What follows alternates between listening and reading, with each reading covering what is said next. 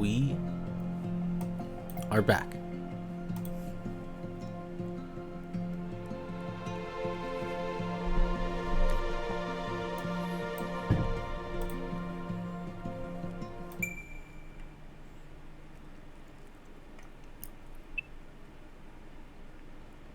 Wait. Okay, let me try to remember what happened a week ago. Wait, so chapter 9, um Sojiro sent Alice and Alco to the aquarium to have fun, and in the meantime he just watched alligator videos all day, and then the sister came and like it revealed she's the puppeteer, which is why she was able to not get affected by the barriers. And now and then she left after trying to make Sojiro her toy, and then Alice and Alco were really mad at him, and then it kind of just left off on that. Alright, I have been refreshed.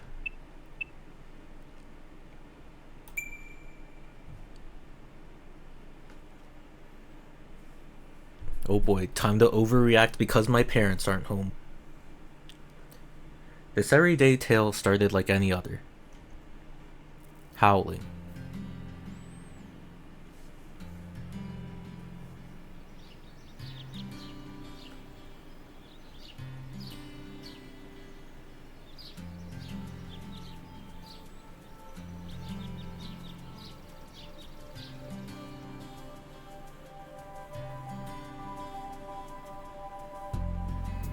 The morning sun alerted Sojiro that a day of work lay ahead. Specifically, the gardens needed tending to. An unkept garden made for an unhappy Sojiro. Luckily, today was his day off from all his part-time jobs. It was the perfect opportunity to get his hands dirty.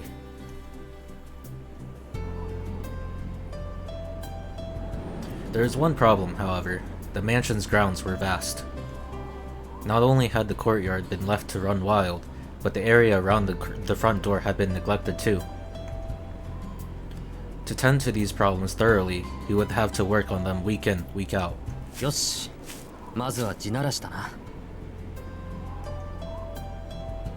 In an ideal world, his task would only take a day, but for its enormity, for the moment, Sojiro decided to set foot into the mansion's wilderness and evict the weeds. Wasting none of the early light, he started tackling the ones around the mansion. By his estimation, he could clear the forecourt, courtyard, and backyard, then take a small rest.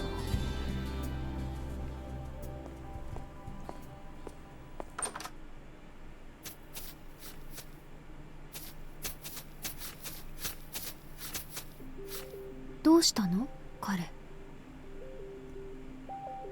さあ、草摘みが趣味ってわけじゃなさそうだけど。 It was just before noon in the sunroom. Alice had come down, book in hand, to find Alco sitting down with the fashion magazine and elegantly sipping tea. Through the window, she could see the crouched figure of Sojiro shuffling by. 朝からやってるみたいよ。 She's just been staring at him all morning. 起きてカーテンを開けたら、もうあの格好でスパスパやってたから。ついでに焼却炉の掃除も言いつけといたけど、いいでしょ？いいけど、頑張るのね彼。外はあんなにも寒いのに。Could they possibly admire that? Alice quietly sat down. Her teacup had been placed on the table for her. She poured herself some tea and proceeded to open her book.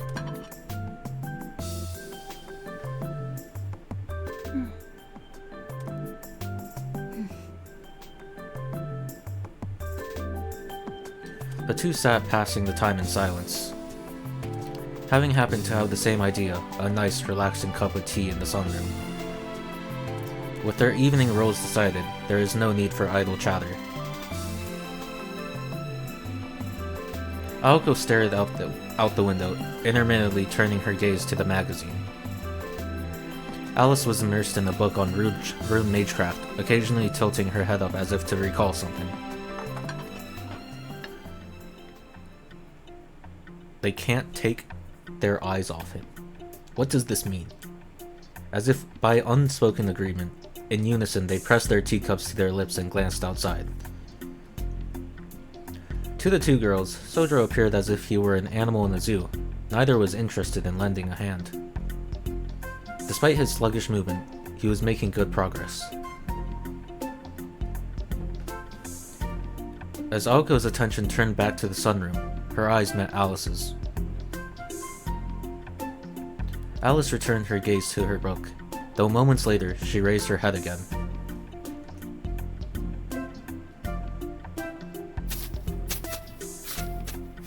My god. What a beast. I think this is the most animation I've ever seen in this visual novel.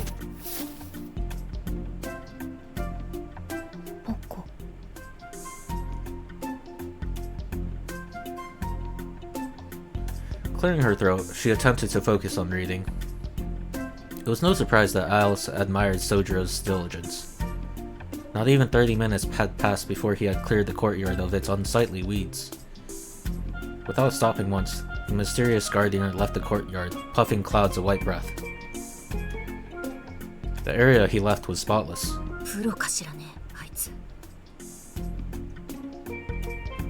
Alice muttered after scanning over his work.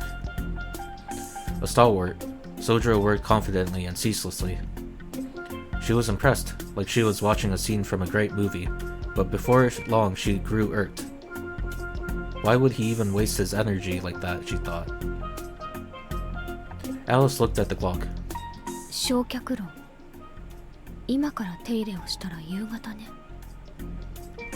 そっちはもう終わってるわ。朝、上から見てたもの。壊されちゃいけないからあれこれ指示出してね。いやー、窓開けて散々となったから部屋が冷えること冷えること。It was safe to assume Aoko had come to the sunroom to escape her cold room. Between barking orders from a window and cleaning in the cold, it was clear who had the harder job. しずきくん、何か言ってこなかった？ I bet he was too locked in to notice. 言ってたけど、よく聞こえなかったわ。Oh. In other words, his complaints fell on deaf ears. So basically, he was too locked in. Oh wait, never mind. I for some reason I thought that said her. Okay, never mind. With nothing else to discuss, the two resumed their reading. Why does he look so mad? The ever so tense silence was broken by Sojiro entering the house after finishing his cleaning. He stared at the two of them, displeased. あったかそうだね、青崎。 Damn. Oh, maybe what he said that she couldn't hear was that he probably asked for help, and then like just went ignored. So he's pissed. 外よりは幾分ね。廊下の気温は外とあまり変わらないけど。それでどうして庭の掃除なんて始めたのよ、宗十郎。It was too unsightly. Sojiro's subtle jibe had failed to find its target.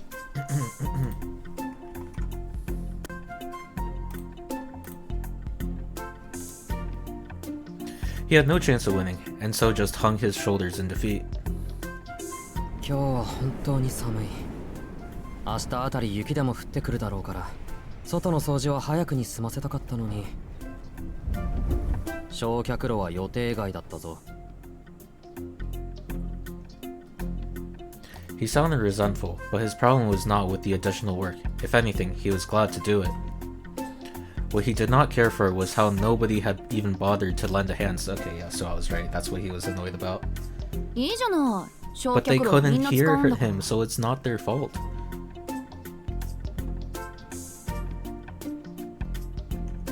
じゃ、その首相な心がけついでに2階の廊下に掃除機かけといてね。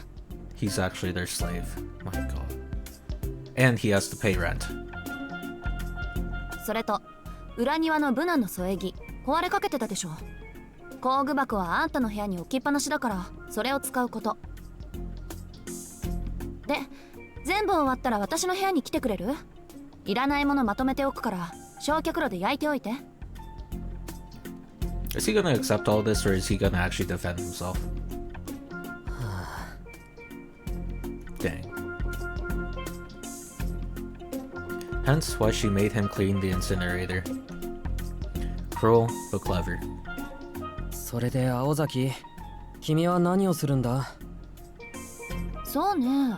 I really need a Sojiro crash out ギター right にも now. 触ってようかしら。 Aoko thought hard about how to spend her afternoon. Yet the thought of cleaning did not cross her mind, as had always been the case. No, it was not out of spite that she did not think to help clean. It was because the word cleaning was not in her vocabulary. Sojiro knew exactly why the mansion was in the state it was in. Why was that cut off like that? That kind of... No reason to cut that off. Still, that did not change the fact that the corridor upstairs was very long. And Naoko was not lying about how cold it was inside. Oh wait, inside was not much different than outside. そうか。あくまで掃除をする気はないんだな、尾崎。まあ、掃除はしたいからするけど、こう、なんだろう。一緒に住んでる人間をそこまでこき使って、両親は痛まないか？それとも、割と気づいてはいたけど、両親そのものがないのか？ As usual, he might have gone too far. Uh-oh. Music has disappeared. His remarks had hit too close to home. Aoko closed her magazine and turned to face him. Infuriated, she glared, her sharp blue eyes piercing into him. Sojiro knew he had not said anything unjust, but he always backed down first. 宗十郎、何度も言うようだけど。He's their dog. はい。 He replied automatically, straightening his back in response to Aoko's cold, calm tone. 勘違いはしないで。私たちはあんたを同居させてあげてるんじゃない。これ以上ないって譲歩の末、仕方なく飼ってあげてるだけなんだからね。Aoko did not mince her words. Sojiro nodded in defeat. そうか。飼ってもらってるのか。Yeah, he's a dog. そう。番犬にもならないだろうけど。What? Now that's too mean. That's too mean to say. Aoko responded, already tired of this conversation. While Sojiro had little room to counter, he still tried. しかし一方、番犬は間違っても自分の食いぶちを入れたり、天津さえ家賃を払ったりしないのも事実であった。That's true. なんか言った？いや、負け犬の遠吠えを少しばかり。He raised his hand dismissively, knowing he could not win. To Aoko's ears, his attempt at self-deprecation sounded facetious. 宗十郎、あんた、本当に分かってる？そうだな。君たちがどうあっても掃除をする気がないぐらいは、なんとか。Aoko grinned at her pet's obedience. As long as he knew his place, that was all that mattered to her. She seemed extremely satisfied with his response. 余裕あるんだ、しずきくんってば。What the fuck? Her playful smile darkened, as did Sojiro's expression. 青崎、なんだか息ができないんだけど。What'd she do? Oh, the collar, the collar! I'm pretty sure she can control the tightness, right? このまま放っておくと、そんなことも言ってられなくなるんだけど、試してみる？ My god, I wish that was me. He shook his head, his expression growing more and more grim. 賢明ね。私も窒息したいなんて見たくないもの。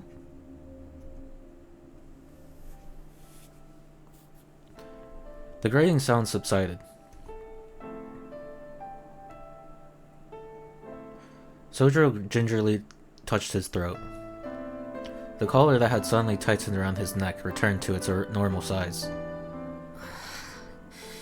気管が塞がれた時の苦しさを知らないんだろう、青崎は。本当に抵抗できなくなるんだぞ、あれは。だからそのための首輪だって言ったでしょ。 Yeah, I guess he better behave. 今まで実践したことなかったし、あんたは相変わらず危機感ないし、ここらで一度しつけておいたの。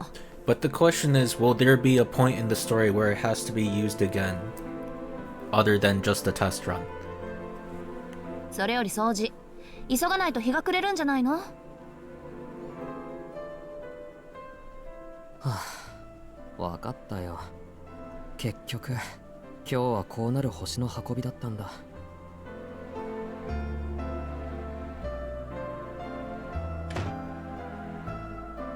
Sojiro left the sunroom, his shoulders slumped and his tail between his legs. Aoko watched him leave before turning to her magazine as if nothing had happened.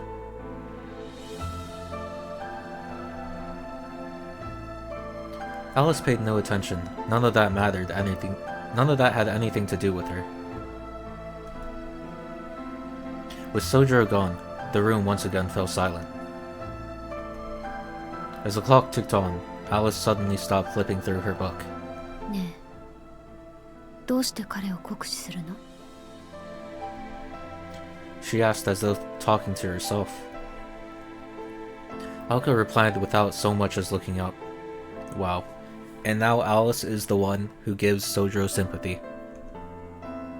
別に最後には記憶を消させてもらうんだから、楽しかったら困るじゃない。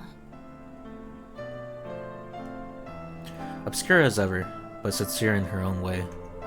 そう。言われてみればそうだったわね。Alice could not believe she had forgotten about the situation. She's gotten too comfortable.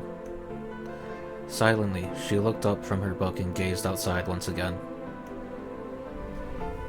The courtyard through the window reminded her of where she lived a decade ago. Nothing could compare to the beauty of those gardens. But if that was the case, why did the scenery make her feel nostalgic?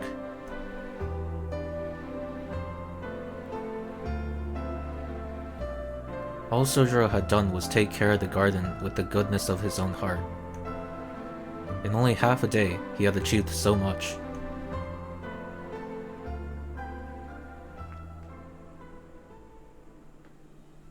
It was Christmas Eve, and the snow had started to fall. I wonder if they gave Sojiro a present. I mean, knowing them, they probably got him nothing and then Sojiro got them both something. Its timing was too good, as though it had waited for that day specifically.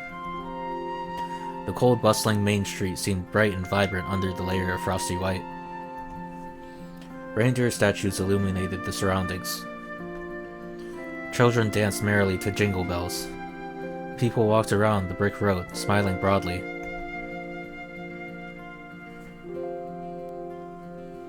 These festivities, however, had not reached the mansion on the hill. Silence enveloped the isolated building. The shadow of the snow-covered woodland grew longer, beckoning in the darkness. Okay, there's something really going on with the translations. Like, why is there a comma here, and then there's a space between beckoning in the darkness and the comma? Like, what is going on? What? People returned to the warmth of their homes, knowing a bitter night lay ahead.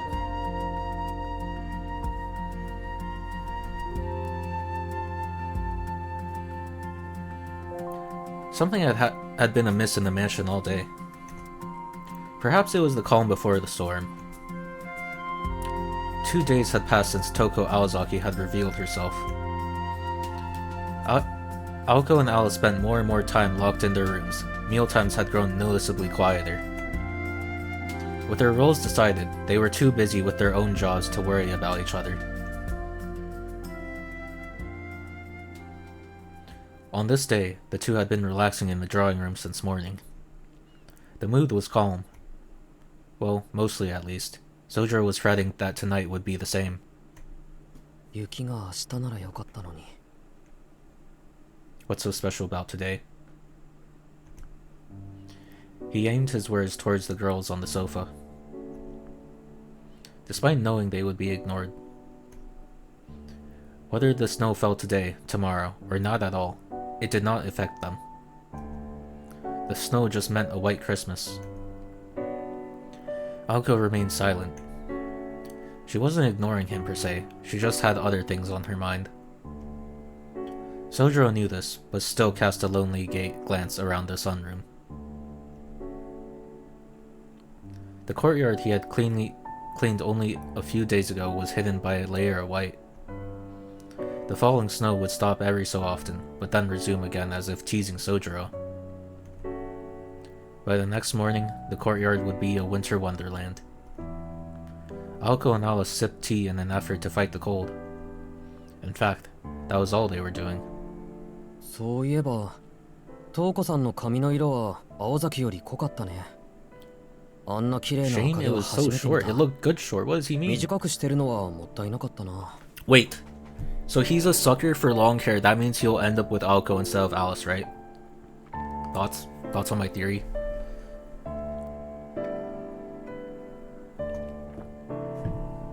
Sojiro rambled on, not expecting a response. However, 短かったって姉貴の髪が？ it wasn't before. Aoko's expression went from nonchalant to its usual sharpness. それどういうこと？短くしてるって髪の毛のことよね。 Why is this a big deal? ああ、アリスより短かったけど、それがどうしたんだ？別にあの人前は私より長かったってだけ。 Is there some importance to why it was so long, and why she decided to cut it? そう、あの髪を切ったのね、姉貴は。 I mean, it could just be a symbolic thing, because that's like what they... That's like a cliche in anime and stuff, where like someone cuts their hair as like a sign of change. Actually, that's not just in anime, I'm pretty sure that's in real life culture as well. Aoko spoke in a grave tone. Showing slight interest, Alice turned towards What? Showing slight interest, Alice turned to Sojiro. 普通じゃないな。髪を切ったぐらいでどうしたんだ一体。瞳子さんの髪が短いと青崎が困るのか？まあその通りだけど。 It does. いいわ。どうせ夜まで暇だし、説明ぐらいはしてあげる。あんたがそんなこと言わなければ、未知数のまま瞳子と戦う羽目になっただろうし。 Aoko knowingly glanced at Alice, her expression suggesting she was treating her. God fucking... My voice is already getting sore. What the fuck, it's only been 20 minutes. She was also likely seeking approval. Alice remained stoic as ever, her expression showing neither approval nor disapproval. What?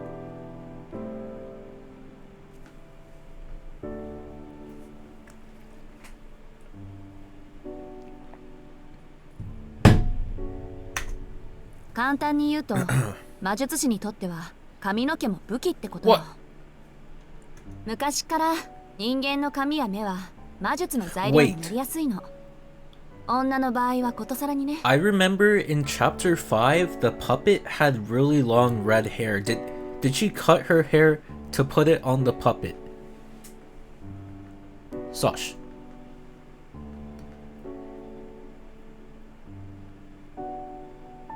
瞳の色は多いほどいいし、髪も長いほど質がいい。The more colorful the eyes, the better. The longer the hair, the higher quality. How does hair length determine the quality of your magecraft? What? How does that make sense? So does that mean like women are just naturally better at magecraft? Since like they usually have longer hair?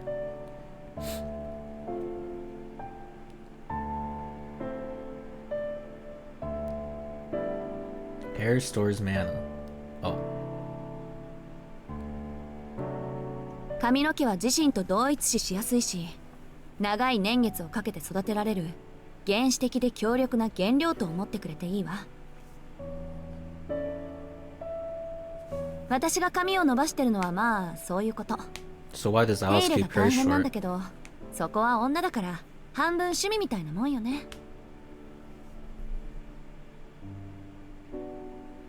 Sojiro glanced furtively at Alice, wondering if the same held true for her.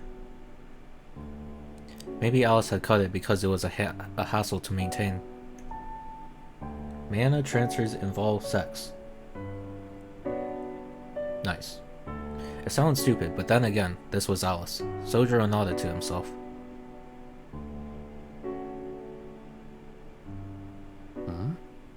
じゃあ青崎としてはいいことじゃないか。瞳子さんの髪短いんだから。それがここに来る前に使い切ったものならいいんだけど、伸ばした髪にはいろいろと使い道があるのよ。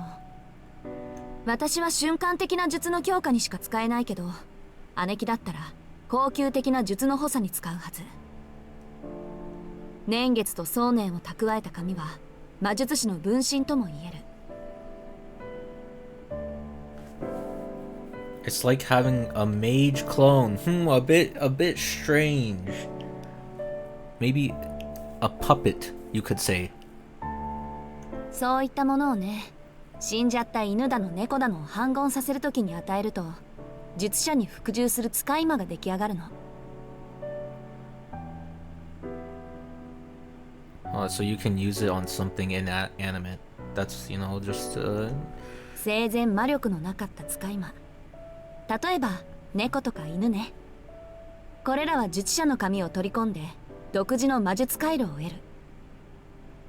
申請することで全く違う生き物、猫の魔術師になるってこと。例えば人語を介したり人間に化けてみたりって。 Wait, does that mean... Are they implying that she turned a dog or cat into a puppet, or it was just like an actual, puppet? 行動原理も変わってしまって、大抵は術者に似通った性格になるわ。そうよね、アリス。 Her last words came with a mocking smile. Alice silently ignored it.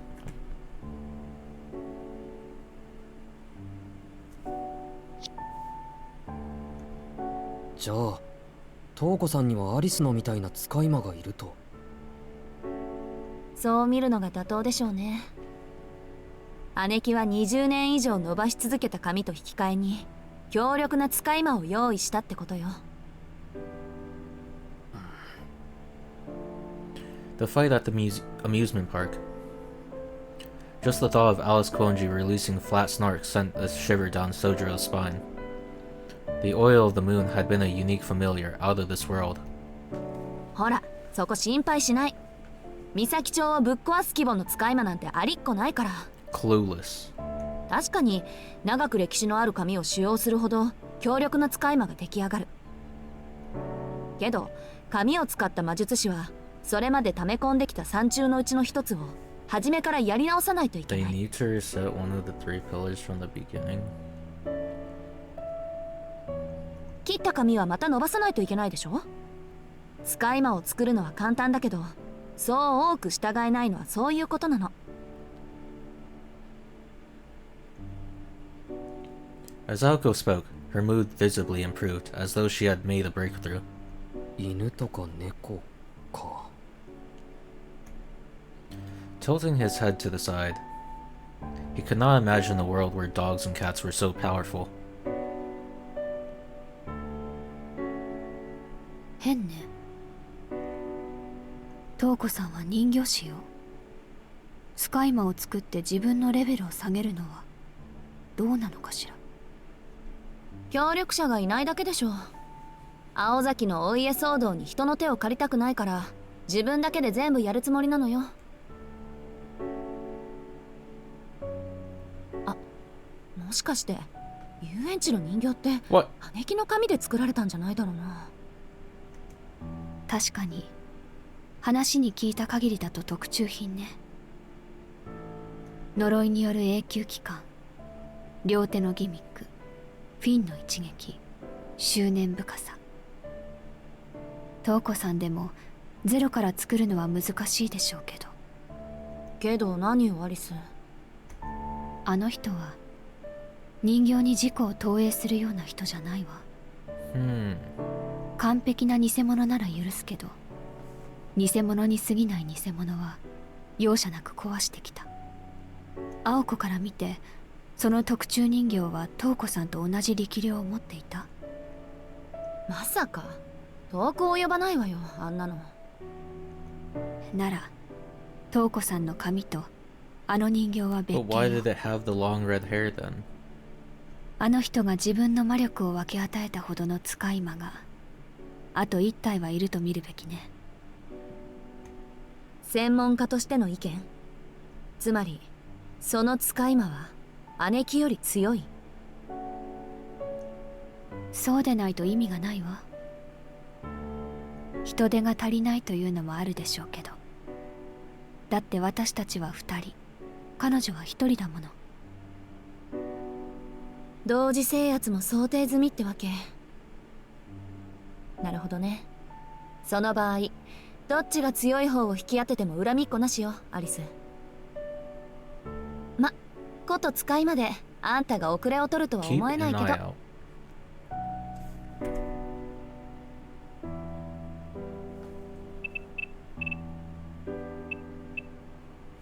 We have to keep our eyes open for a familiar fused with her magical energy.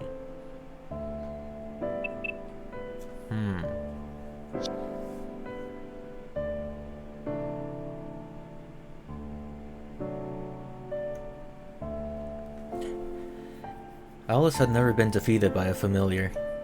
She sighed at Alka's overconfidence. 青子、たとえ20年間の蓄えを付与したとしても、その器が小動物では限度があるわ。あの瞳子さんが切り札になる使い魔を用意したのなら。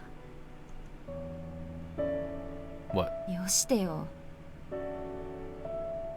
What, is it gonna be a person or something, a dead person, as the vessel?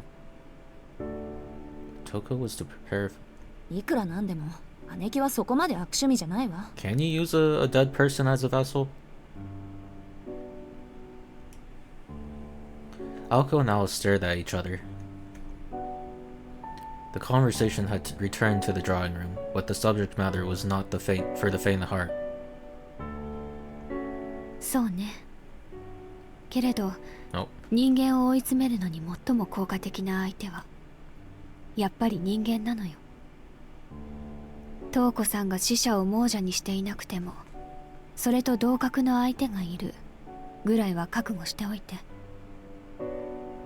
はいはい、分かったわよ。確かに天才ってやつは空気読めないから、どんな生き物の死体を用意してきても驚かないわ。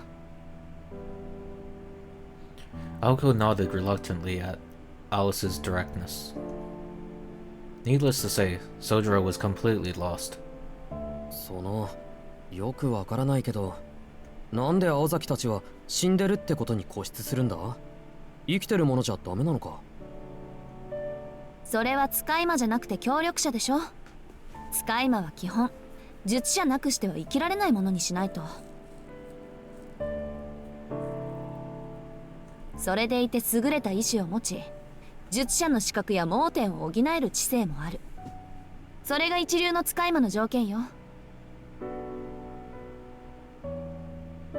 正直な話、それだけ都合のいいやつは死から作り直すしかないってわけ。 Completely obedient and capable of compensating for their mage's weaknesses. Sojiro felt that a familiar was a little different than himself. Wait, Sojiro felt that.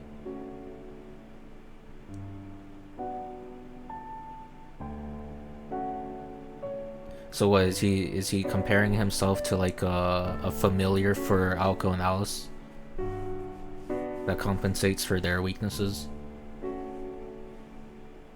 さて、姉貴は昔からルーン使いだったから戦術は予測できる。問題の切り札もどうやら使い魔らしい。自動人形もさすがにこの前で使い切っただろうし。I just remembered that scene from a few chapters ago at like the start where like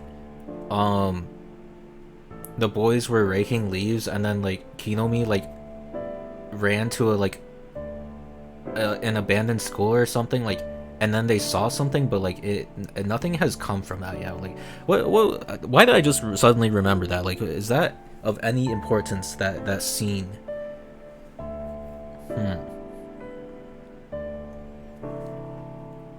Alko spoke directly to Alice, looking for confirmation.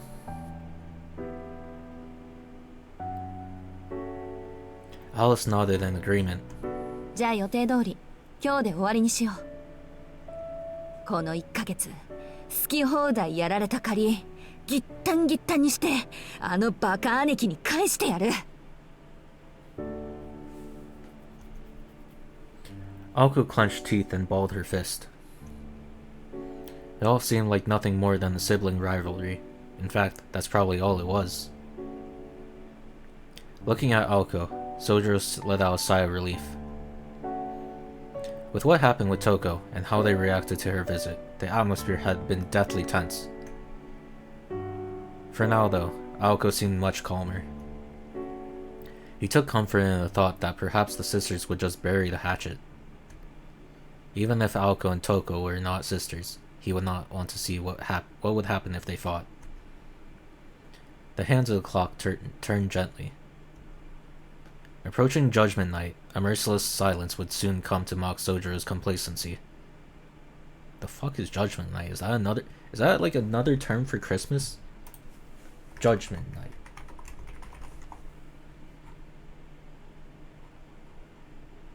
What the heck is Judgment Night?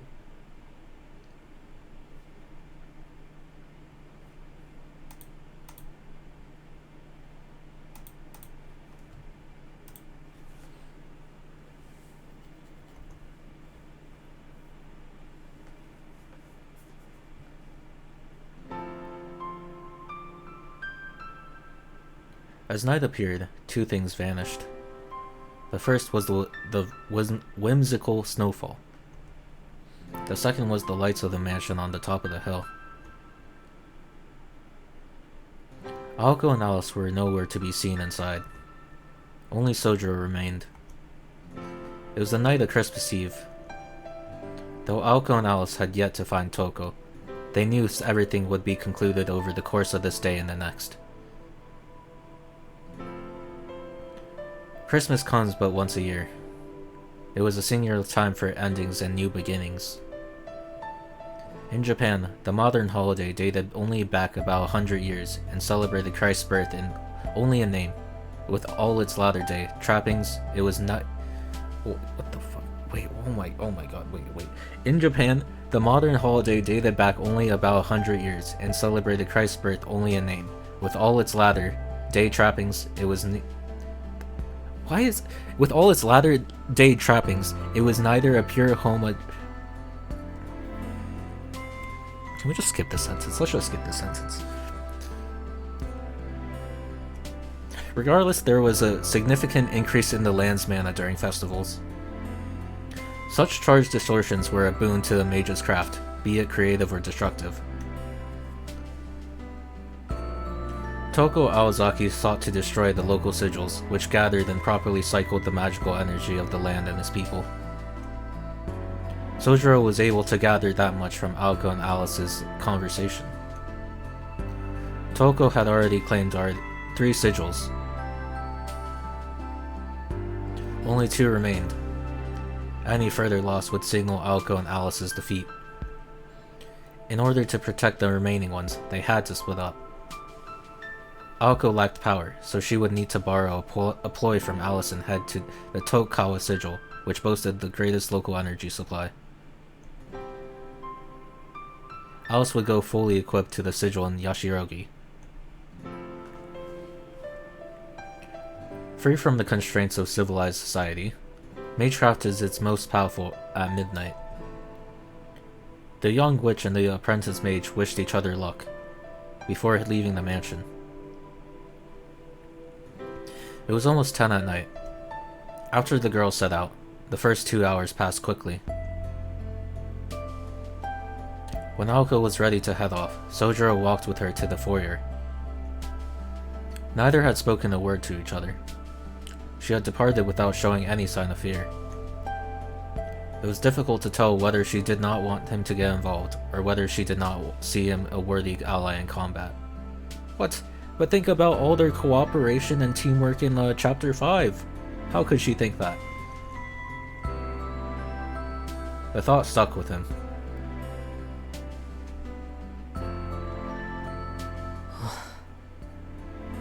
He let out a long sigh.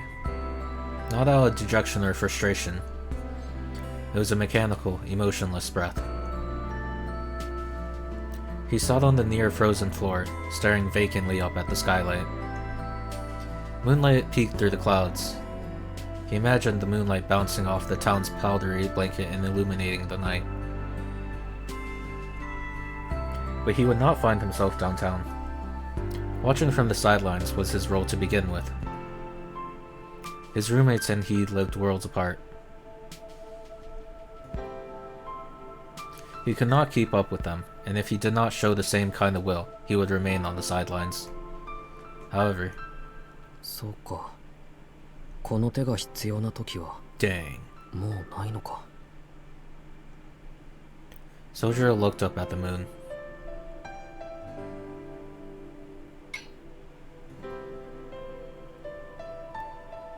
Somewhere deep inside, he felt a trickle of sadness.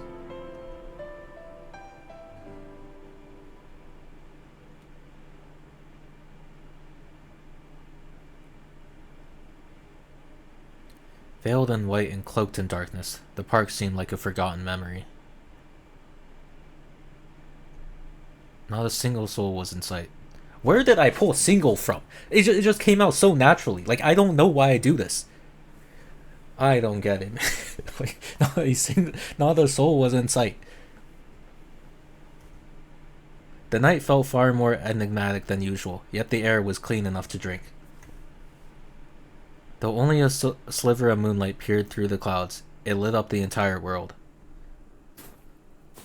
In those moments, a young girl's footsteps echoed, trampling the still white silence under a midnight sun.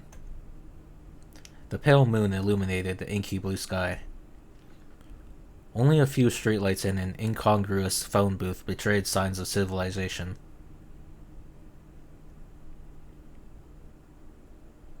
Incongruous, sorry. A girl appeared, dressed in black. Against the snowy landscape, the figure of Alice Kuonji was unmistakable.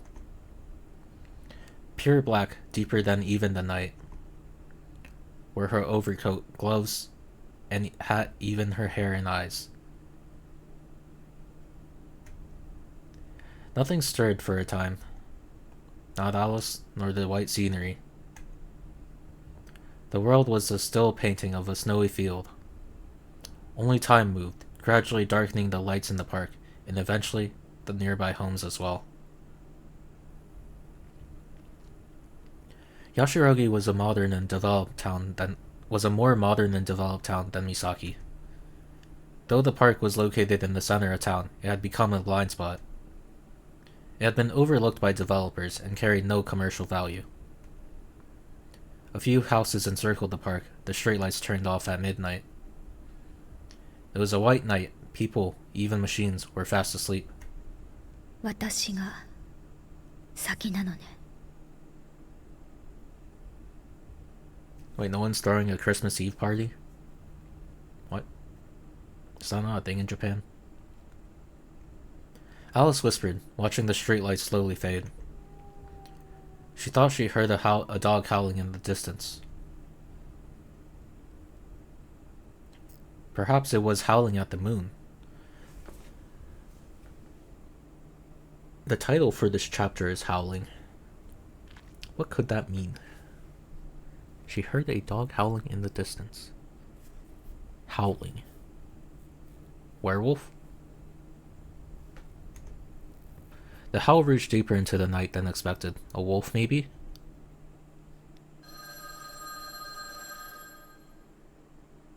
Who's calling at midnight? Who could it possibly be? It was perhaps the first time it had hung since Sojiro moved into the mansion. Is that actually what people say, hung, instead of rung? Hesitantly, he picked up the receiver and brought it to his ear. He heard nothing. This game has a lot of typos for being $22 on sale.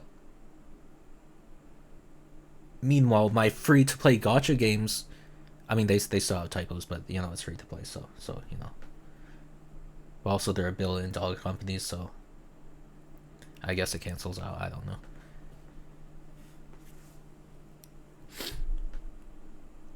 This patch had a bunch of typos. Yeah. He felt he had to say something, but could not think what. Maybe something like, "Hello, Kuonji residence." Or maybe, "You've reached the Aozaki residence." While he was deep in thought, a voice as light as air came through the receiver. Alice? Uh-oh. Sojiro could barely hear her voice, but it was definitely Alice's. Go save her! Go! そうだけど、アリス。 Wait, why is he so calm? Shouldn't he be like freaking out? No response. The silence was as profound as the night, but for the sound of static from the receiver. After a long pause, Alice finally spoke. 青子はいる。いや、まだ帰ってないけど。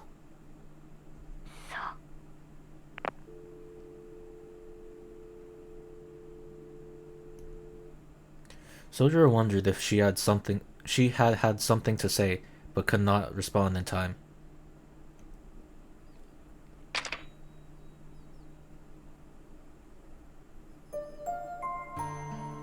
Oh, this is new.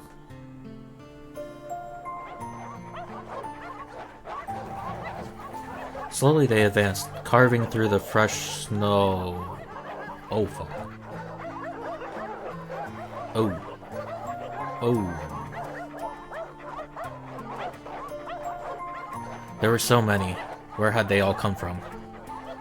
Dozens of feral dogs snarled at Alice, their eyes trained on her. Wait, but can't, like, Alice fly or something? Like, can't she, like, how are the dogs gonna get her if she flies? The snow clung to the beast's mangy fur. Their clenched fangs and bloodshot eyes hid a barely reigned hunger that might burst forth like lightning at any moment. They yearned to taste her warm flesh and satiate their empty bellies.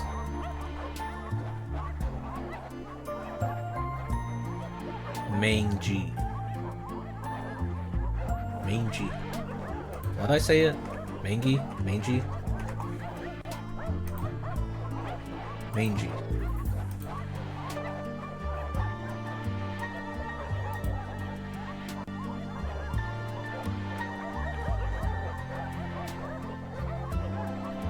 To them, the girl in black stood like a lighthouse in a stormy sea.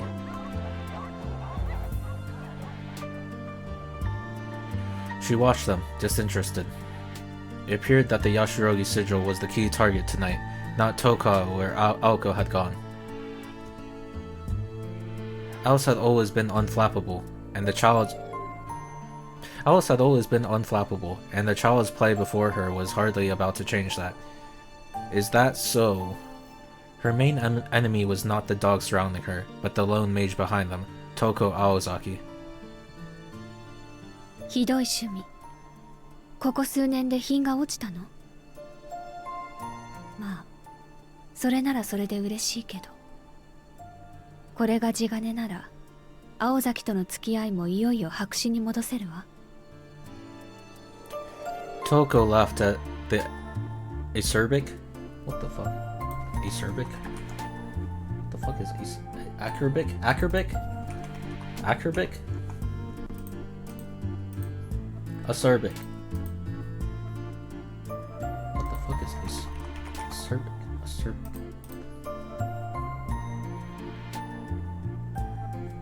You just never hear these words in everyday conversation. It's a bit acerbic. Toko laughed at the acerbic taunt. いやいや、これは不可抗力でね。安心しろアリス。間違っても私の趣味じゃない。My God. Crunching through the fallen snow, Toko slowly came into view. She wore a moss green coat that contrasted sharply with Alice's garb. A silk scarf warmed her neck. She stood tall, her hair short, striking a more valiant posture than any young man. After all, the two standing here needed to be less like a shining moon. Interesting angle, and more like the darkness surrounding it. The barking abated, like servants in a royal courtyard. Like servants in a royal court, they averted their eyes from their ruler, lest their eyes and hearts be plucked out. 久しぶりだね、アリス。瞳子さんもお元気そうで。They stood about 12 feet apart. No love had been lost between them. Just two enemies, one who was to be victorious, and one who was to fall. さて、どうしようかアリス。積もる話もある。君の近況にも興味がある。そもそも今回の件についていろいろと説明したくてたまらない。5分ほど時間を割いても構わないか？お断りよ。あなたと5分も話をしていたら、その隙に内臓まで売却されそう。The following events unfolded quickly. Boldly and without a second's thought, Alice pulled out a cat's bell from the seam of her mantle and dropped it. Diddle diddle. The beginning of Alice Kuonji's magecraft, the start to a night of fairy tales. Aoko favored the quick draw approach, like something from a western. However, Alice preferred sleight of hand. She used her target's blind spots against them, ending the game before they knew it had begun. The bell fell, like a coin into a fountain.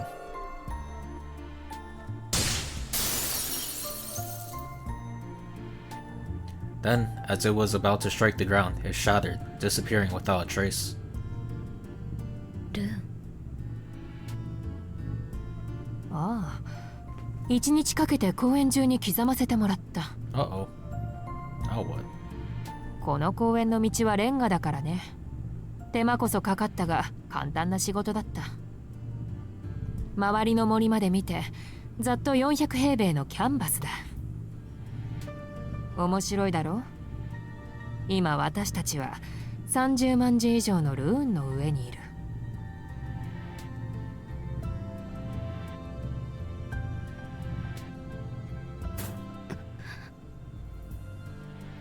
Swallowing hard, Alice took a step back.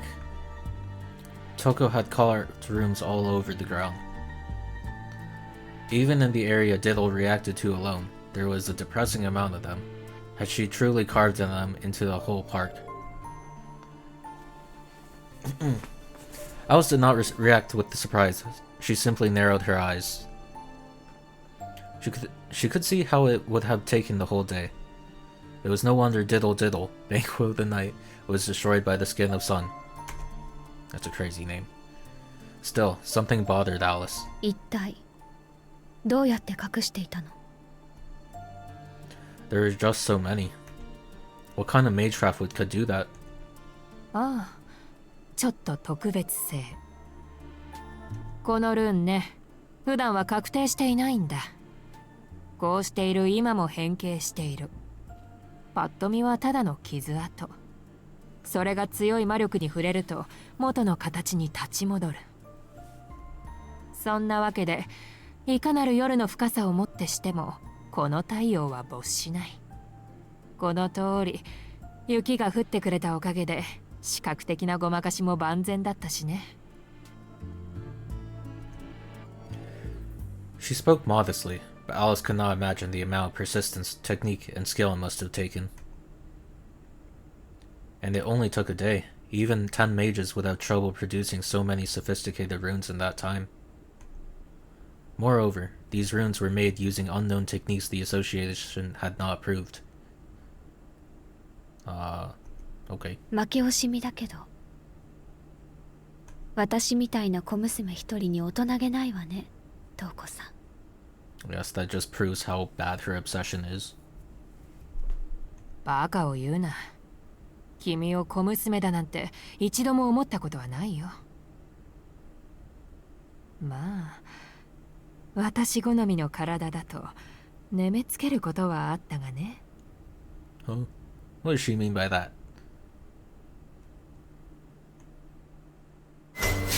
Oh shit. It happened in the blink of an eye. Alice cut off Toko's snide remark with a deadly stare.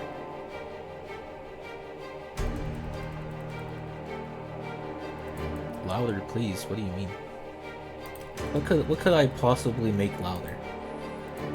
The left eye of the darkly clad girl changed in color to an ominous ruby. The speed of the incantation was phenomenal. Alice's mystic eyes of enthralling snared Toko. She had been the one to, quite literally, be taken captive by the girl's stare. Has she ever used this ability yet? I don't think so.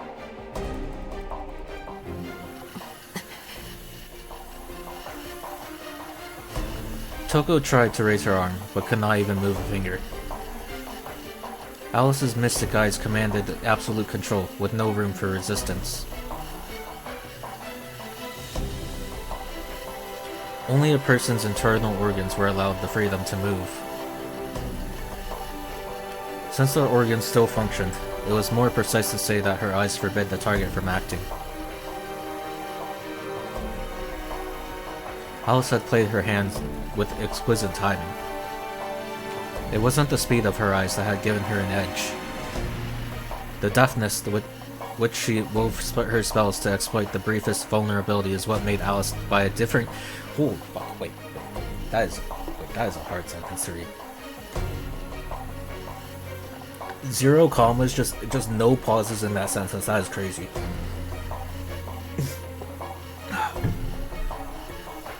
The deftness with which she wove her spells to exploit the briefest vulnerability is what made Alice a different caliber to other mages like Aoko.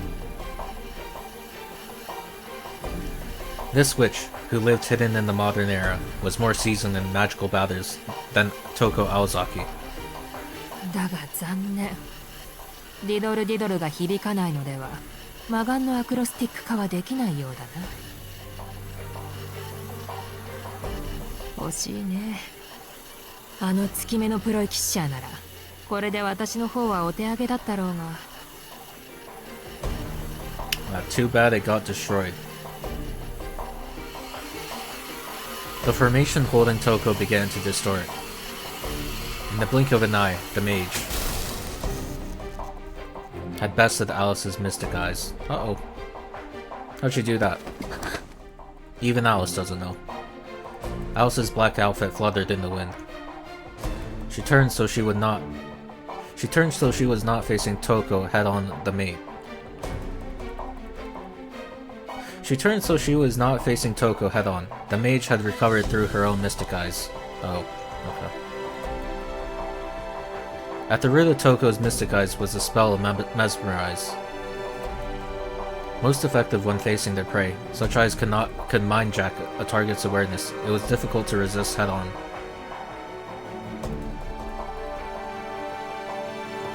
However, its effect was greatly diminished if a target was not facing the eyes directly, even if it was within range.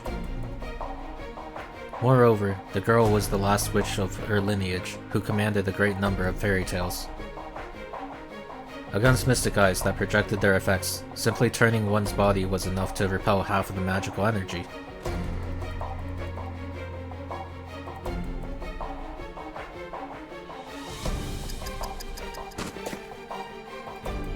Like Alice's eyes, Toko's could also disable actions. Alice had escaped by the skin of her teeth. The damage she suffered was the weight of the twig in the forest. The damage she suffered was the weight of a twig to a forest. She just had to let them enter. We're reaching the point in the stream where my narration and articulation is failing. Now what?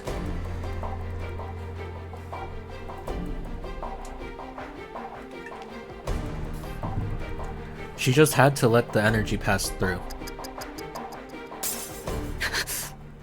Uh-oh. In an instant, a startling chill ran through Alice's body. Go slower. But the scene is so fast-paced right now, how can I possibly go slower?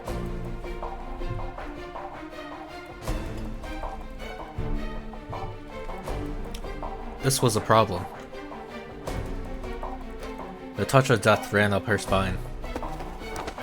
She glared at the mage before her, as blue rubber balls flowed out from beneath her overcoat. The stare-off grew more intense. Alice glared harder, resisting Toko's mystic eyes with her own. Losing was not an option. In terms of raw magical energy, Alice Kuonji's mystic eyes were more powerful and advanced than Toko's.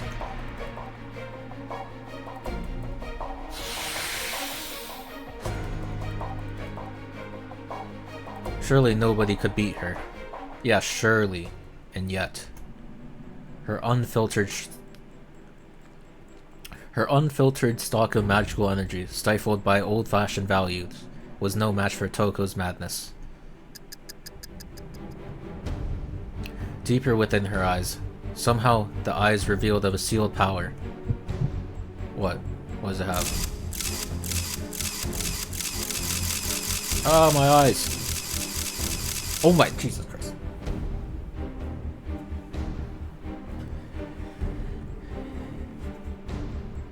Inside the crystalline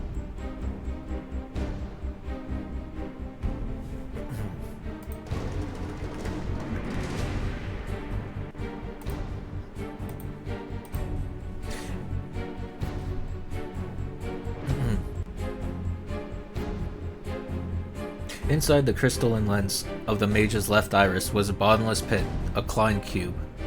The fuck is a Klein cube? A bottomless pit, a Klein's cube, a Klein cube. Oh my god, she's glitching. Alice winced in pain. The bindings grew in number.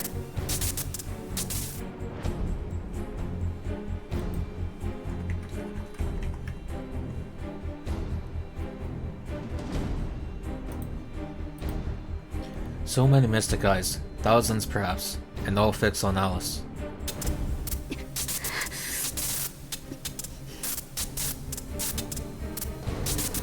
Pressure, so much pressure. Endless, and Alice knew it.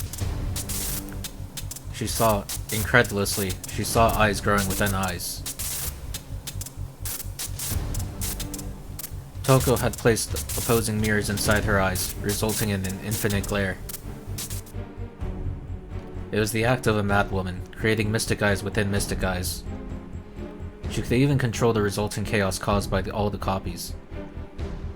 Her insanity knew no bounds. No mage in their right mind would mass-produce so many mystics, the last escape of humankind, so indiscriminately.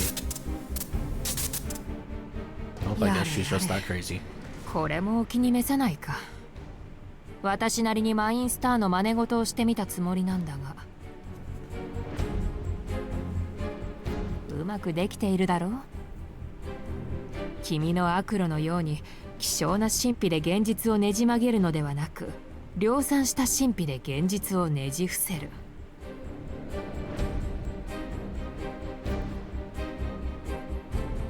物自体はただの魔眼。だがその段数には果てがない。相手がどれほどの魔力抵抗を持っていようと、それ以上の魔力で拘束するだけのものだ。I guess the only person that could stop her is a person with no magical energy. She wielded power without limit to disable an opponent. Once one was caught in them, one was chained to the concept of infinity.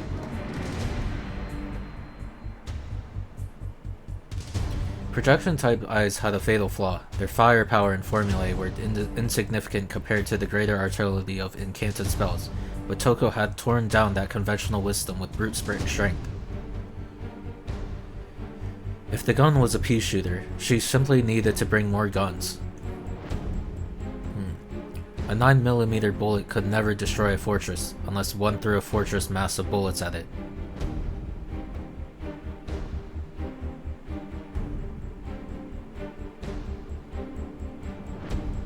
The principle was brutishly simple, but in the world of magecraft where concepts decided supremacy, Toko's iterative mystic eyes were the perfect... Oh my god!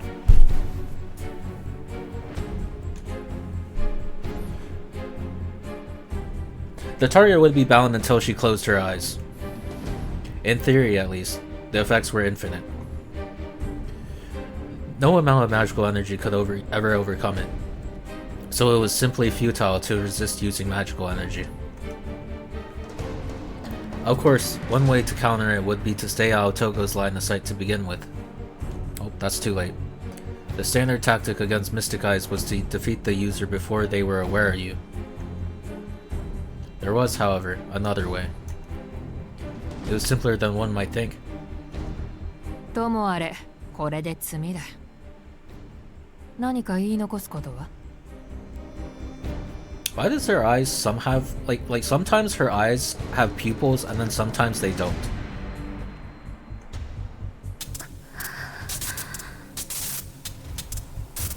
Alice could no longer see her enemy. Toko's infinite eyes had bound her. All she could make out was a sliver of moonlight, and a blue streak tracing its way towards her. 結構悔いのない人生で羨ましい。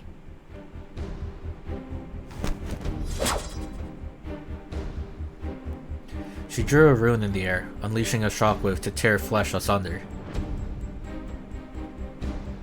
The gust became blades of air that shredded Alice's overcoat and minced.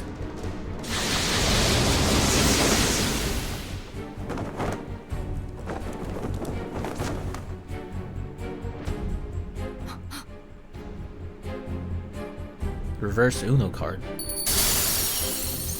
Blue feathers flitted all around. Toko felt something behind her and turned.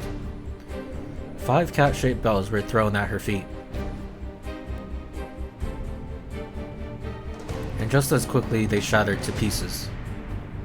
Standing before her was a completely unharmed Alice Kuonji.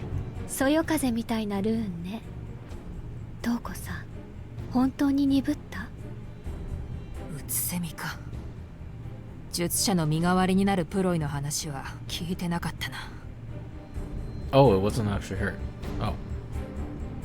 ええ。1年のうち365日は役立たずで、どうしてあんなのが古参なのか私も疑問だけど。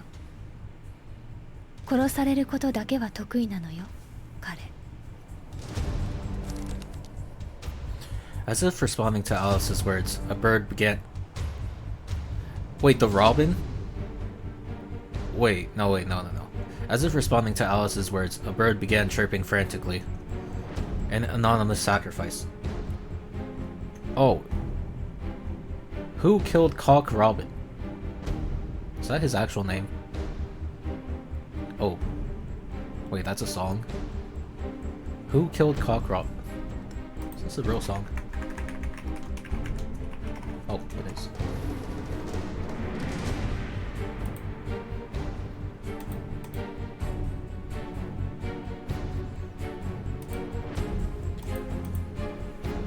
Who killed Cock Robin echoed into the night, sung out of tune. あそんな歌もあったな。だがあれは一度に一回しか殺されない。二度目はないし、あったとしても。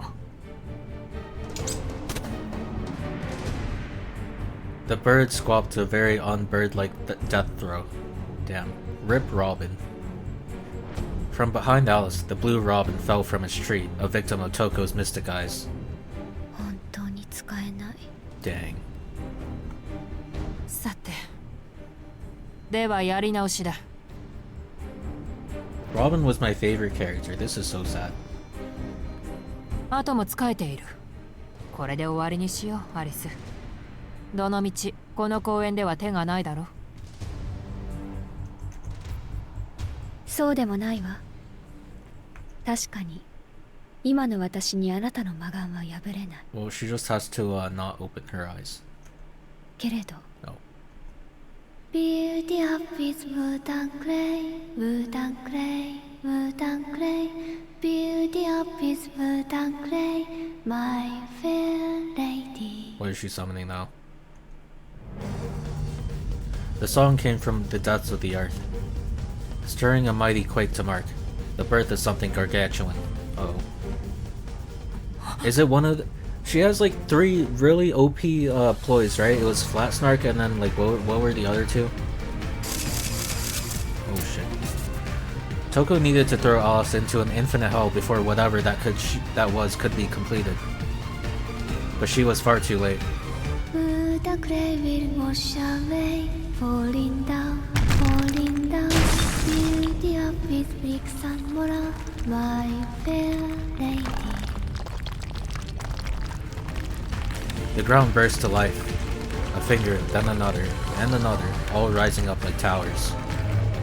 Earth, snow, and brick knitted together, manifesting a giant stone golem. Wow. そんなバカな話があるか。なぜこいつが出てきやがる。Toko was so angry and confused she could barely gather her thoughts. The bridge giant. The monster from the monster's fairy tales rose from the ground, ruining Toko's plan. Mainster? Mainster. The giant was extremely powerful, but could only be summoned under one condition. It must be in proximity to a natural river. That was the monster's one and only condition. But this park was nowhere near one. And on top of that, it was rising up directly between Toko and Alice mid-battle. あら、あるでしょう。すぐそこに。川と呼ぶには小さな、すぐに消えてしまうものだけど。 River. Toko lowered her gaze. She was standing in a puddle of water. Where'd the puddle of water come from? The scarred red mage was dumbfounded.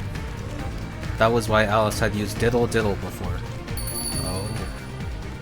While the bells could be replenished, they were valuable to Alice. And she had spent 5, throwing them in an intentional line for the sun's rune to destroy.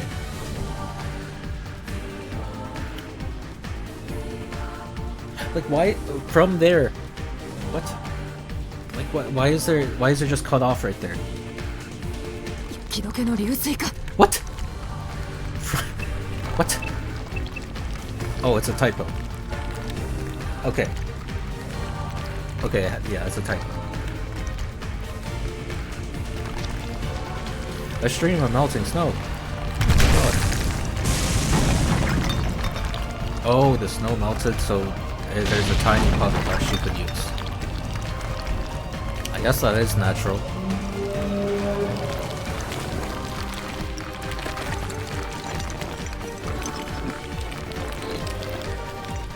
The arms of the Thames troll rose up from the stone the arms from the Thames troll rose up from the stone paving. The monster's torso alone surpassed 80 feet. Its form was made entirely of stone. Previously, she had created one using the trees of a forest. However, Toko knew instantly the monster before her was at least twice as powerful. 止まれ。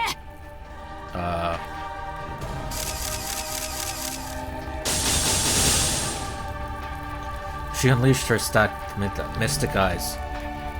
They were meaningless at this stage. They had no effect on the giant. As said, mystic eyes can be countered in two ways. The first is to hide oneself from the view of the mage. That was the standard response. The other way, however, was devilishly simple yet 100% effective. In fact, it's less of a way and more of a fact. Mystic eyes curse a target by focusing on them. However, what if the target was too large to focus on entirely? Oh.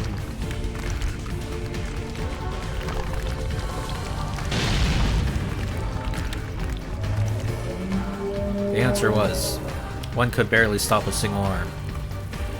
The giant, unfazed, raised his right arm and swung it down onto the ground, destroying 1,000 runes.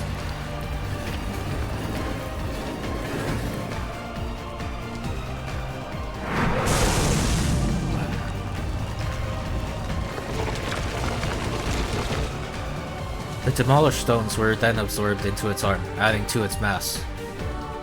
As the mage had said before, no matter how deep the night, these little suns won't set. While the suns might not set, they could be crushed under the bulk of a giant's hand.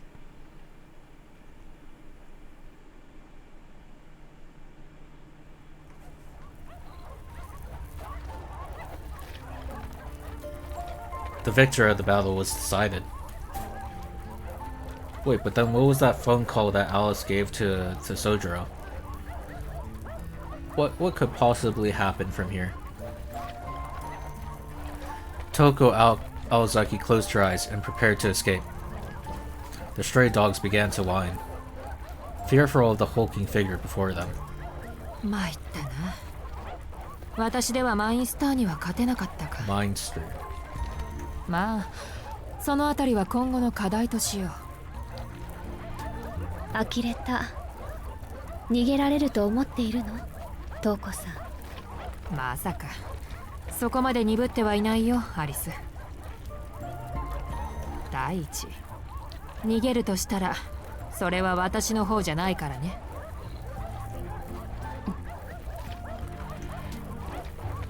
There's no hint of bravado in Toko's tone. Even in the face of the Titan she had no means of harming, her confidence was unshakable. I don't know, she seemed like she was kind of panicking a second ago. The reason being... ま、前座は終わりだ。Uh-oh. 来い、ベオ。This was no longer a battle of skill. A fight for survival had begun. Snap went Toko's fingers. In response, a beautiful high-pitched melody floated up towards the moon. It echoed all around them. The spiral howl dredged up ancient primal memories. Its source emerged from the shadows and landed next to a mage.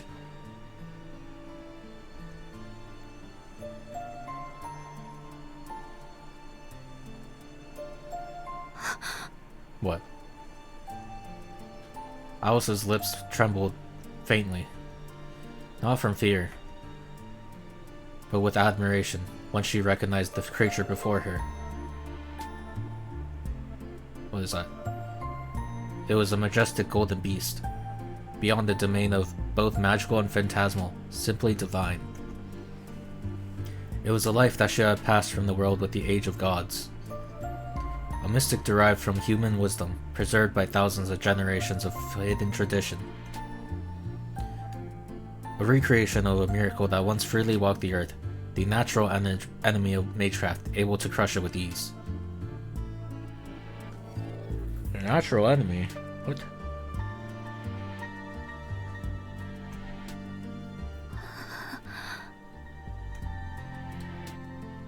What? What?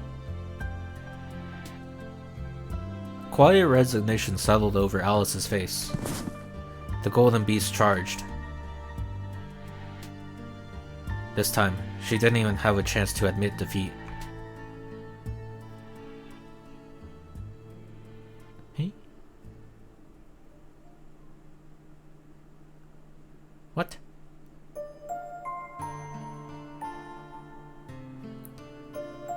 She could hear the beast breathing in her ear. Uh-oh. It seems she had been unconscious for a short time.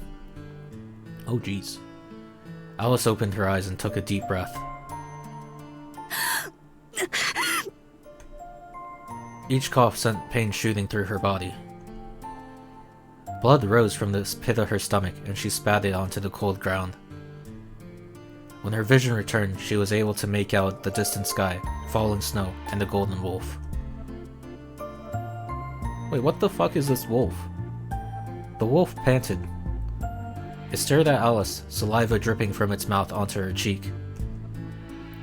Razor-sharp fangs lined its jaws. A mystic? What the fuck is a mystic? It's not a ploy, is it her? Is it? Oh! Wait. Is this her familiar? With that she made with her hair? But like, how is it so it has to be her familiar, right? I mean, what the fuck is a mystic? I mean, they didn't call it a familiar though. They called it a mystic from the Age of Gods or some shit. Its fur was glossier than that of any animal she had ever seen. Brutal, knife-like claws protruded from its massive blood-stained paws. And yet, it did not smell like a beast. Surely the presence of a noble creature, a human would feel like the lesser animal. The battle between Alice and the wolf was over before it begun. Oh jeez. After destroying the troll, it baptized Alice with its wicked claws, giving her no chance to escape. Is Alice gonna die?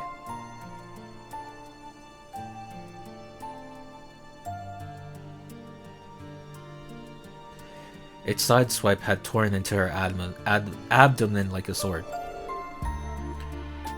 carving through her clothes and flesh all the way to her heart. Even so, not once did Alice make a sound.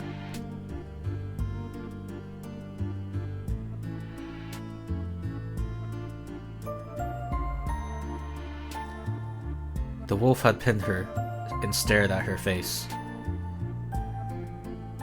Her limbs felt ready to break at any moment. That was the situation she found herself in. Now fully conscious, Alice stared at the enemy through pained eyes. She felt no fear, only cold reality sinking in.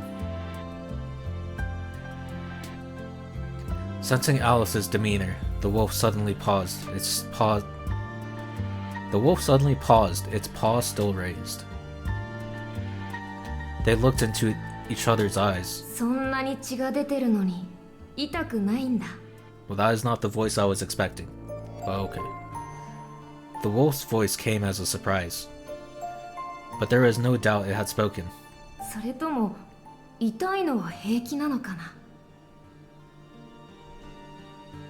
The wolf's voice sounded innocent, almost childlike. In complete contrast to what had happened up to that point, the wolf smiled. The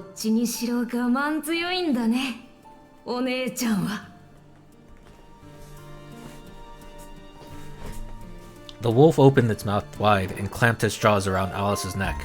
Beo! Toko's tone was sharper than the wolf's fangs. The wolf froze. He let go and slowly turned his head towards the voice. とどめは刺すなと言ったろ。余計な仕事を増やす気か、バカも。それはそれで楽しいのに。ああ、退屈。話に聞いた橋の巨人も結局は他の生き物と一緒だったし。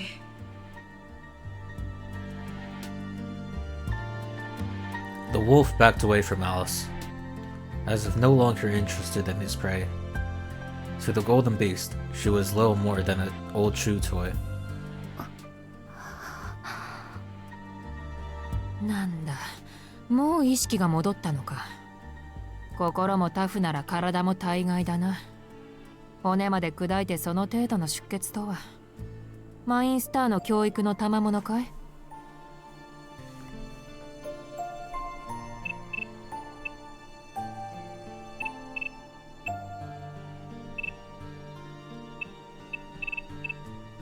Bayo.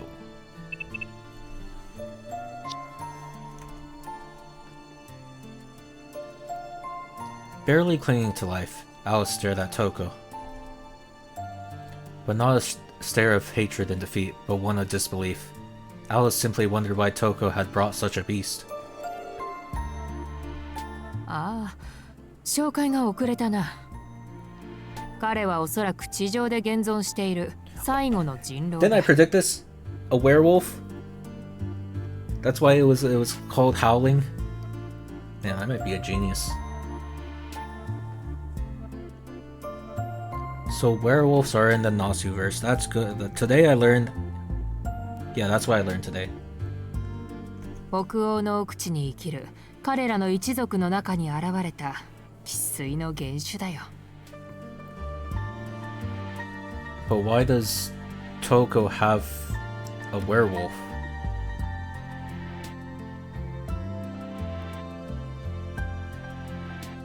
見ての通り、先祖返りなんて言葉じゃ表せない黄金の神秘でね。名前がなかったんで、わかりやすくベオウルフと呼んでいる。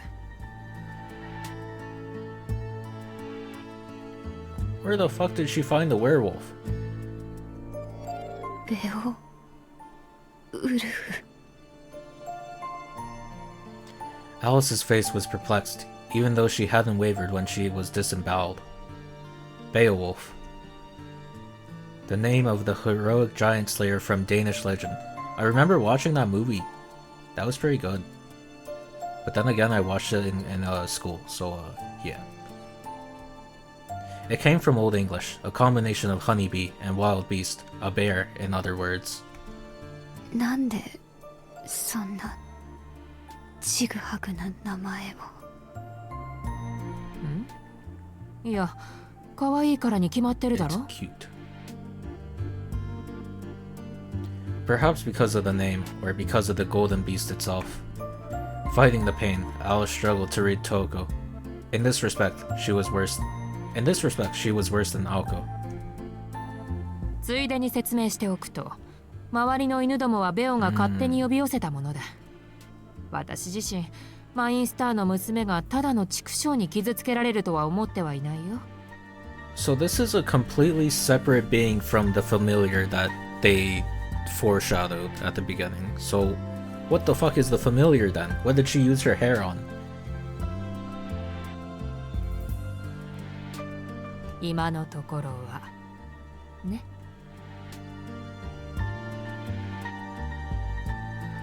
Oh, and she's back to no pupils. Toko's mouth twisted into a grin. Not the warm one Sojiro saw, but the merciless smile Victor displays to a loser. The disdain in Alice's eyes turned to anger. The Golden Mystic. How could Toko have brought such a creature into a human world? Well, yeah, how did she do that? 何？需要と供給だよ。過疎化は人間だけの問題じゃない。彼らもいい加減、昔ながらの生活には限界が来たらしくてね。話し合いの末、高額で私が買い取った。と言っても、あくまで里から出すだけの権利だがね。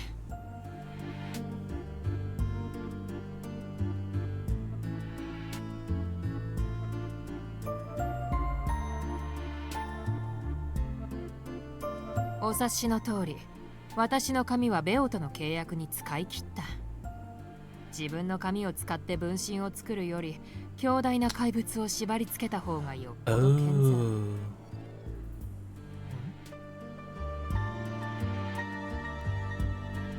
全。Depopulation is not.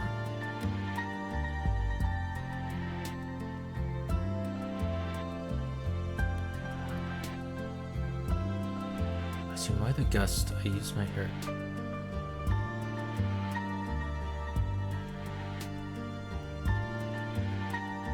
So Bayo wanted her hair.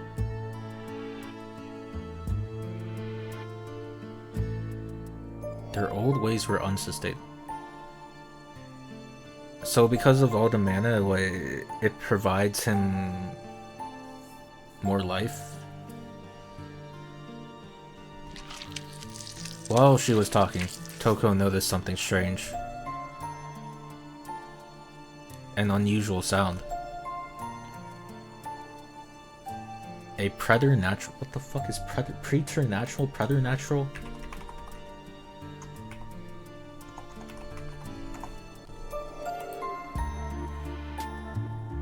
Preternatural.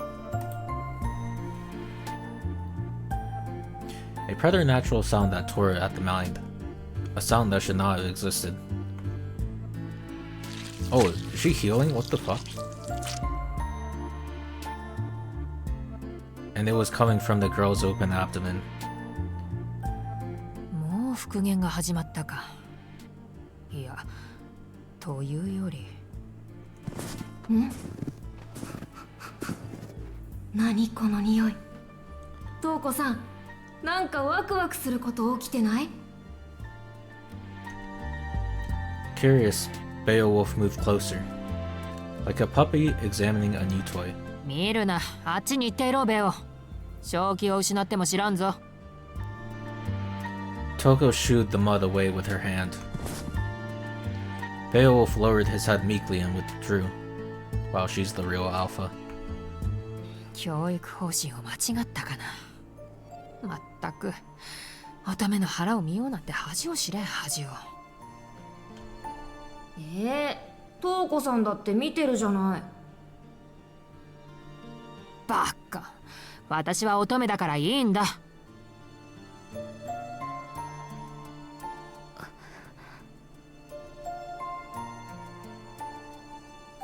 If Falco had been here, she would have blasted them away for their impotence, just as she did against Flat Snark. まあ、しかしむごいな。こんなになるまで放っておくとは。マインスターは人の親とは言えまいよ。With her gloved hand, Toko ran her fingers along the wound on Alice's abdomen. A flash of pain ran through Alice's body. Alice had held in her screams, but she finally let out a long breath. She turned her face away, in pain or shame. ほら、もう肌も復元している。骨格、血管はおろか、 So many crests. 内臓にまで施されたおびただしいまでの刻印だ。How? What does she mean by this? Was it her mother that like put all those So was it her mom that put all those crests on her? Or was it not?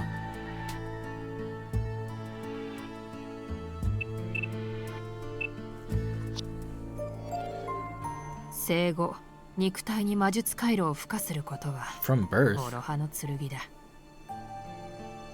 呪文と自分を一体化させることにより栄唱の手間を省き、術者に多大な利点をもたらす魔術刻印。 But why is it a double-edged sword then? しかしそれは多ければ多いほど苦痛を伴う。青崎の刻印は腕一本分。まあ君に比べれば少ない方だな。 Are they all over her body? The more pain they bring.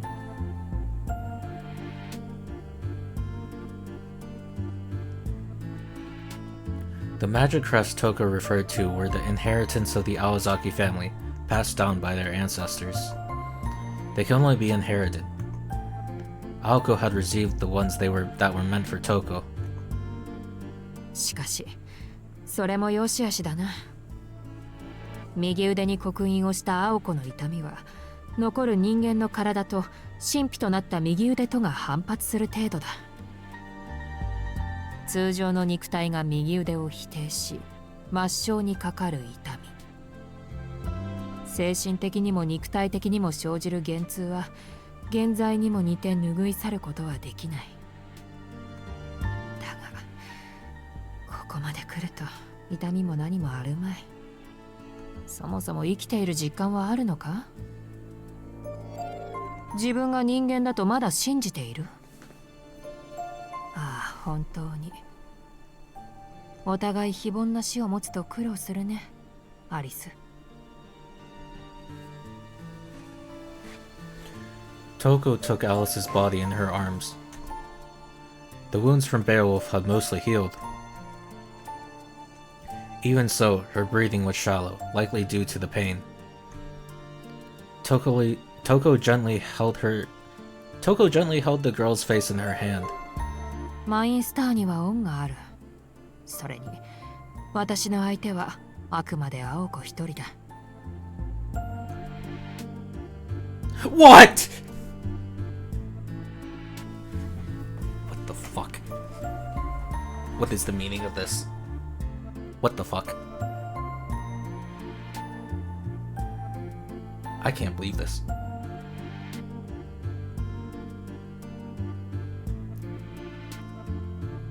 Alice's lungs pined for oxygen, though... No, it's pin. No, it's pine. Alice's lungs pined for oxygen. Toko pressed her lips to hers.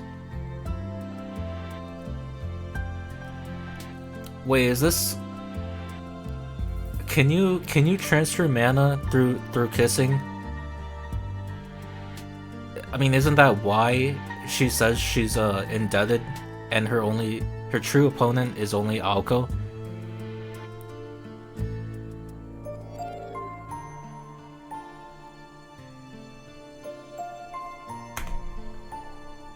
The young girl wriggled, trying to escape, but Toko held firmly.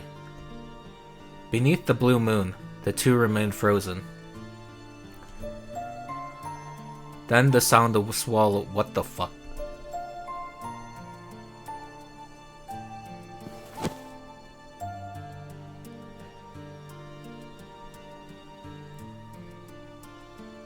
Something solid slid down Alice's throat. With that, she went limp and her arm fell. After setting Alice down on her side, Toko stood up. 今のは七かまどに手を加えた私の特製品だ。そう簡単に解毒はできない。魔力を流せば体の中で暴発する仕組みになっているから。I feel like they mentioned something like Rowan before, but I don't exactly remember.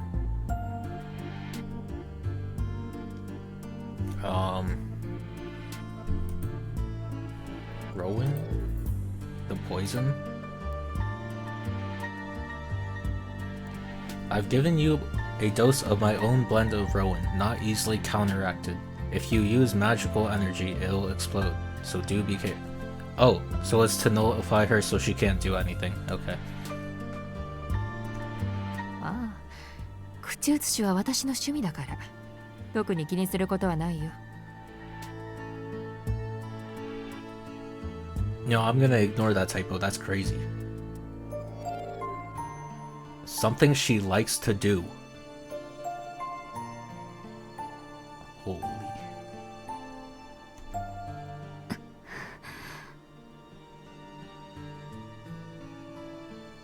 So the kissing was unnecessary. She just wanted to do it. My god. As she desperately clung to consciousness, Alice looked up at Toko from the ground. The disgrace from the kiss was greater than the pain she felt in her body. Toko began walking away, her golden wolf in tow. Neither looked back to see Alice's hateful glare. そうそう、一つ言い忘れていた。ベオが呼び寄せた野犬たちだけどね。公園の外にまだ山ほどいるんだが、困ったことに彼らは本来何を口にするべきかを思い出している。ベオの野生に刺激されたんだろう。獣はより強い獣に従うものだからな。Well, she kinda got mogged. In a roundabout way, Toko had read Alice her last rites. In nature, it was common for the weak that could no longer move to offer their bodies up to feed the strong. じゃあ、私は行くよ。歩くことも満足にできないだろうが、無事に帰れるといいね、アリス。With a twisted grin, the mage headed into the darkness. As her footsteps faded, the sounds of growls grew louder.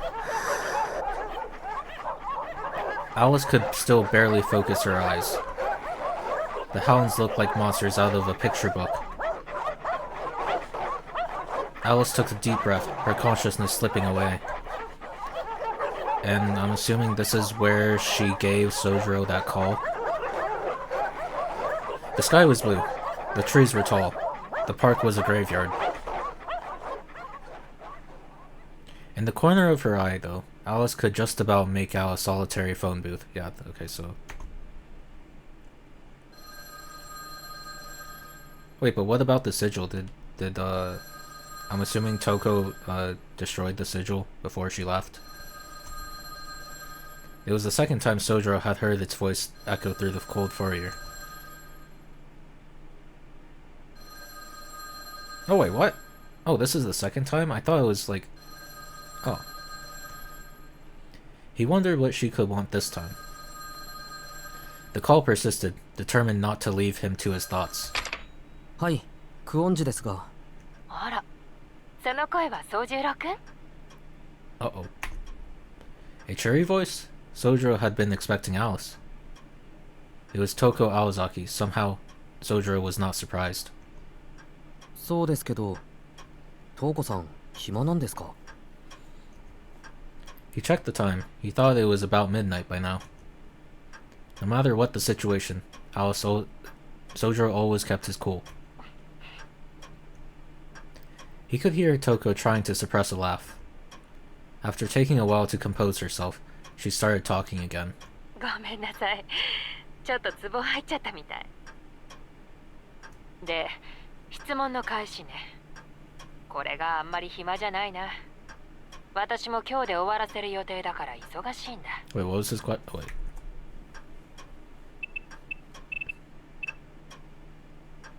Oh, how are you? Yeah, that is a strange question to ask. 偶然ですね。青崎もそんなことを言ってました。やっぱりそうね。こういう時は本当に姉妹だなって思うわ。昔からエンジンかけるタイミングだけは一緒だったから、あのことは。ところで、青崎はやめてって言ったでしょ。私も青崎だからくすぐったいのよね。そう言われるの。Sojiro realized she was probably right. Aozaki's words made more sense now. まあそんなわけだから長話をする気はないんだ。単刀直入に聞くけど。It almost sounded like she was worried about her sister's whereabouts. But the cool-headed Sojiro had not forgotten Toko was their enemy.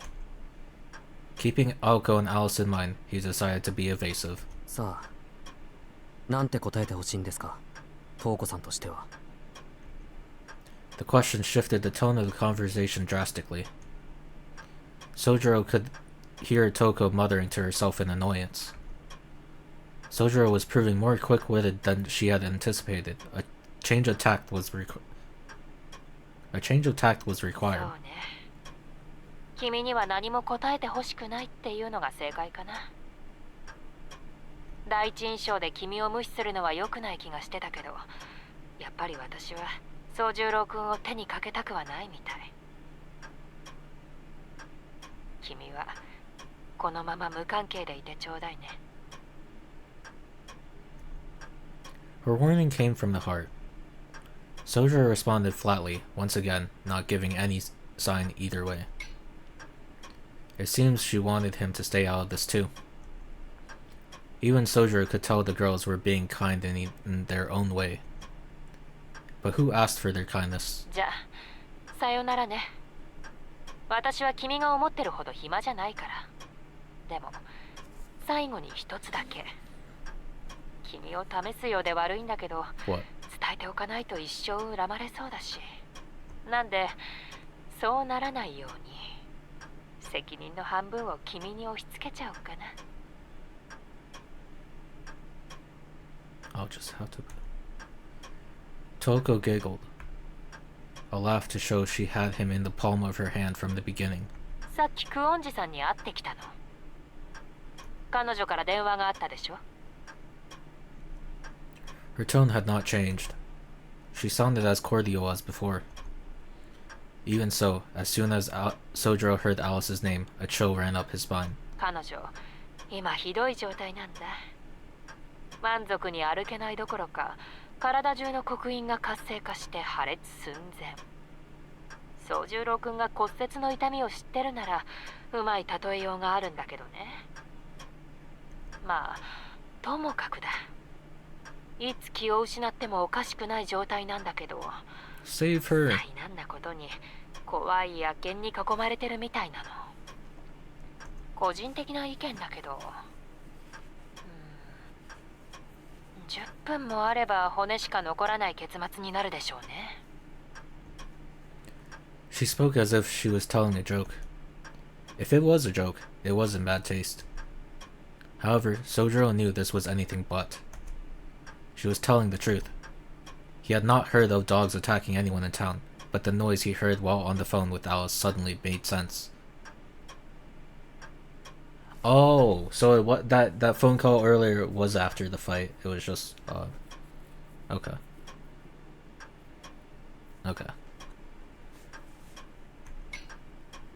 Dogs, a pack of them, no doubt about it.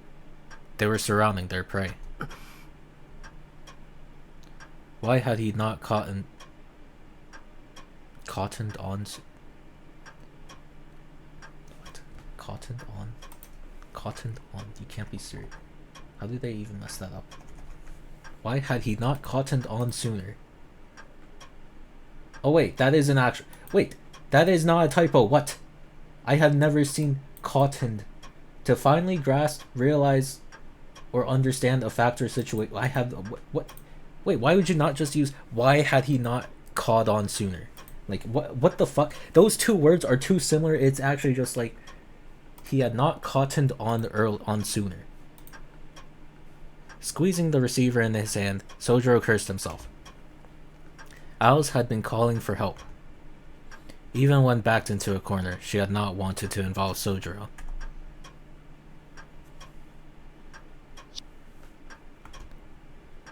Still, she needed help. The way she said his name so lightly. 場所は He spoke abruptly. Even though he knew Toko was the enemy, he was confident she would answer him. That was the reason she called. 教えてあげてもいいけど、そうした瞬間に君は私の敵になるのよ。その覚悟はある？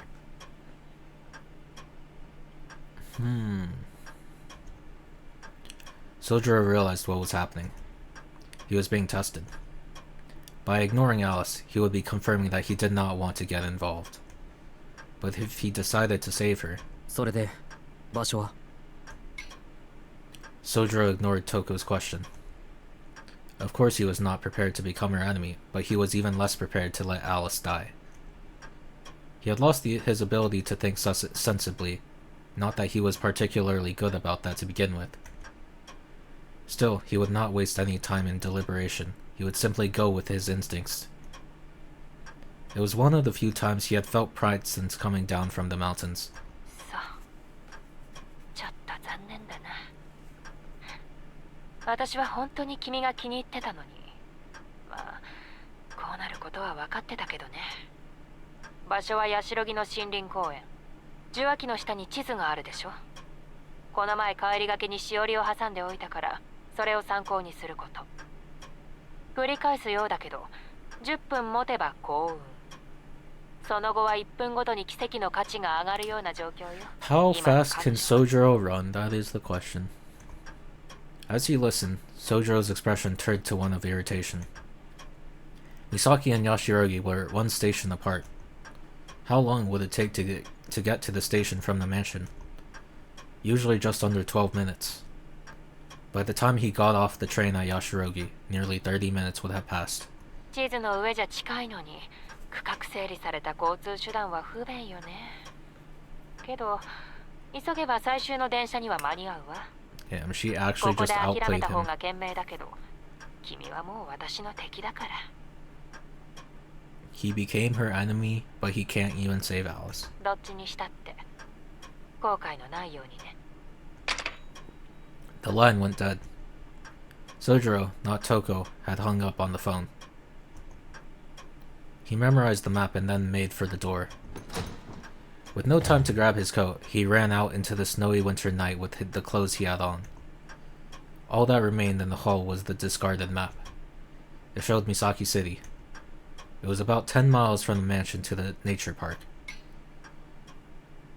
5 if you went in a straight line, but the streets were not that forgiving.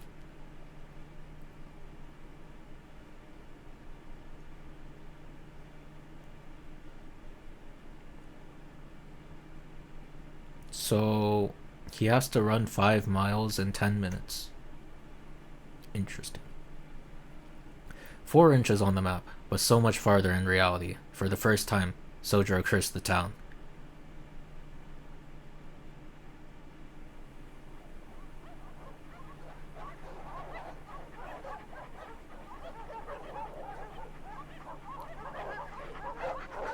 Alice's injuries were not limited to her abdomen. The wolf had punched a hole straight through her to her back, crushing her lower vertebrae and leaving both of her legs paralyzed. Oh fuck, what if she like paralyzed permanently? Uh-oh. Though her magic crests were repairing the damage, it would likely take another hour before recovery. At the very least, her heart and slender arms still worked.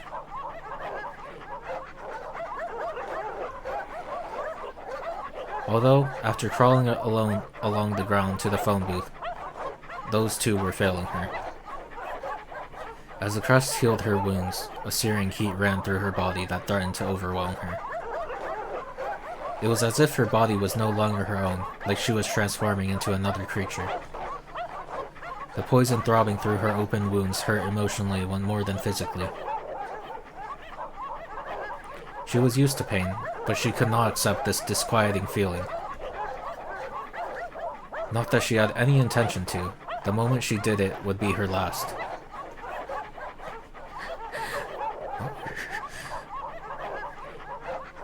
I think this is the most emotion we've ever seen out of Alice. Alice wrestled with the discomfort from her abdomen and her magic crest, and with her consciousness holding on by a thread, she took the phone in her hand. It was unlikely Aoko would be there to pick up. Even so, with the stray dogs gathering around the phone booth, she had to try. It was Sojiro who picked up. Alice knew she was better off just hanging up, but his name slipped out of her mouth. After pausing and fighting with herself for some time, an image of the innocent boy came to mind, and she hung up. Her instincts had won out. She could not let him get involved.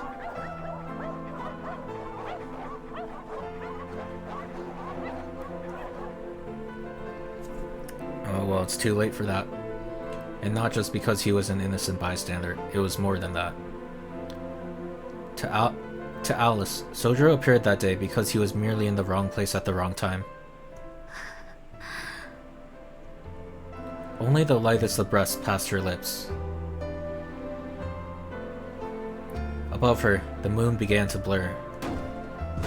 Snow was falling again, so close yet so far. The dogs began hurling themselves at the phone booth to the chorus of hungry snarls. Thunk, thunk. She took one last deep breath and closed her eyes.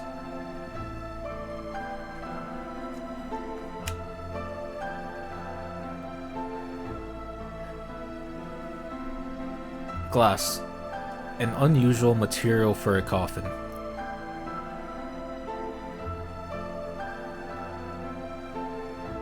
But the girl knew, in some corner of her mind, that she had made the right choice not to ask the boy for help.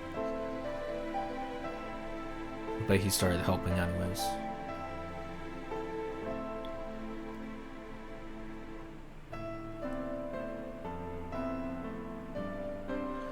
Some time passed. A peculiar sight came into view. A field of wild flowers. The clear sky was too blue. The flowers, so numerous they made the field look barren. The sight was so dazzlingly beautiful, she wished she could look away. This was probably all thanks to Father Winter. The cold wind carried the scent of paradise far removed, untainted by man or beast. It was a glimpse of the fields beyond winter. One could be forgiven for thinking they were at the afterlife.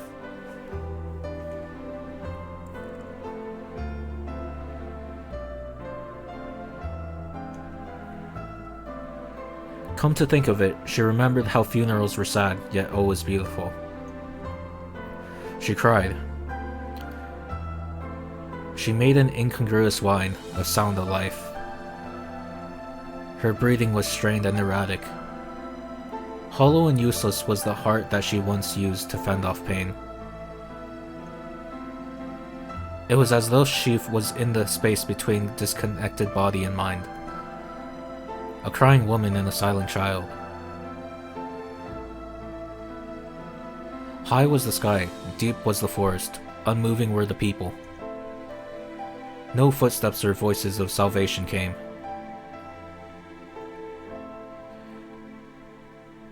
Who is that looking innocently up at the sky in the stillness?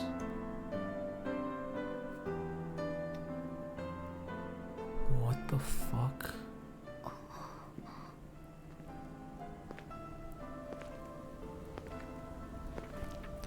When she came to, Alice was going up a familiar hill. The cold night air had all but frozen her hands and feet. She shook, as you would expect from someone whose abdomen had been torn apart. Shizuki. He made it? Okay, someone is going to have to explain how he ran 5 miles in 10 minutes. Like, what?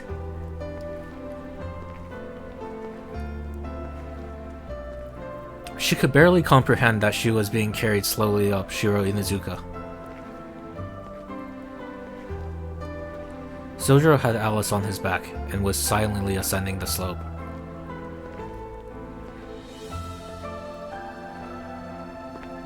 And this was when Alice fell in love with Sojiro.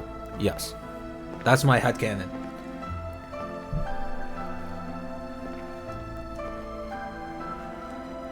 His calm eyes seemed to be suffering from the bitter cold. He did not seem to be dressed for the time of year. Okay, but I'm still stunlocked on how he was able to save her. He had to run 5 miles in 10 minutes, and all those dogs was surrounding the phone booth. How the fuck did he deal with that? どうしてここにいるの? Alice asked, still slumped over his frame. She tried to move, but to no avail. The last thing she wanted was to rest her entire weight on someone else. 瞳子さんから電話があった。アリスが危ないって。青崎はともかく、アリスは意地を張りすぎだ。あの状況で助けを呼ばないのはどうかしてる。そりゃ、自分が言っても何もできなかっただろうけど。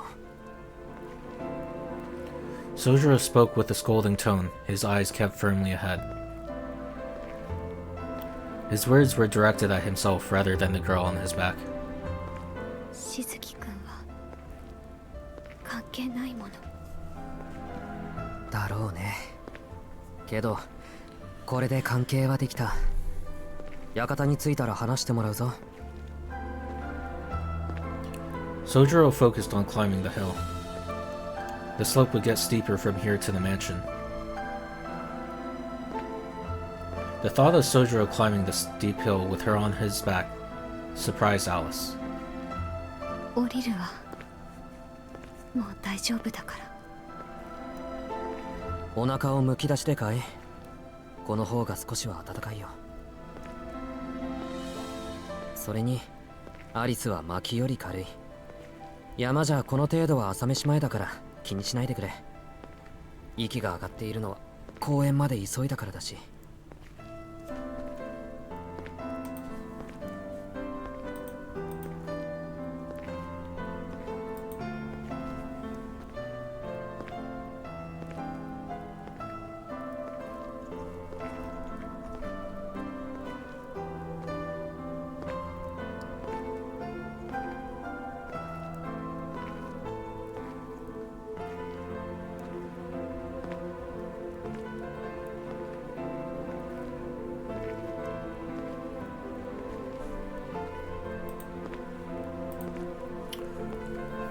まあその意味はなかったんだが。 He didn't need a hurry. なぜ？俺が着いたら犬はさっさと散っていった。初めから瞳子さんはそういうつもりだったんだ。 Wait, why did they run for the hills? アリスをどうにかするつもりもなければ時間制限もなかった。喜ぶべきことなんだろうけど。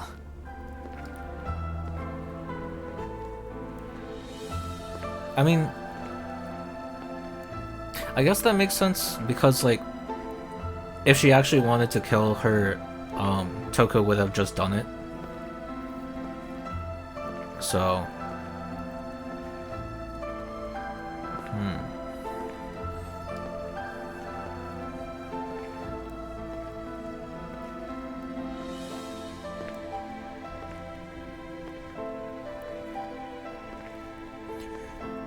Sojiro said dejectedly, but he was wrong.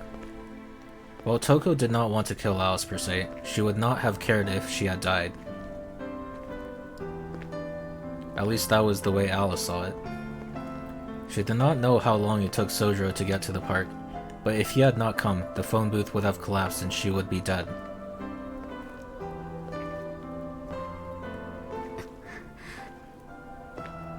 Alice did her best to suppress her thoughts and feelings. She felt silly at the thought of correcting him, and it would matter little anyways. The thought of her trying to thank him was more painful than her open wounds. もしかして公園からずっと？仕方ないだろう。電車終わってたんだから。タクシーを使えばよかったんだけど、あいにく持ち合わせがなくて。ほんと、今日ほどお金の不便さを思い知った日はない。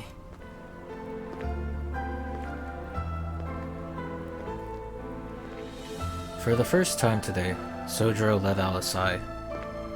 There is no point taking a break. He had already traveled close to 6 miles like this. Perhaps the fatigue was getting to him. Sojiro was more upset with his own weakness than the difficulty of the trek. でもそれを言うならお金の大切さ。使えるものがあるのにお金がないだけで使えないんだから、それって不便って言わないか？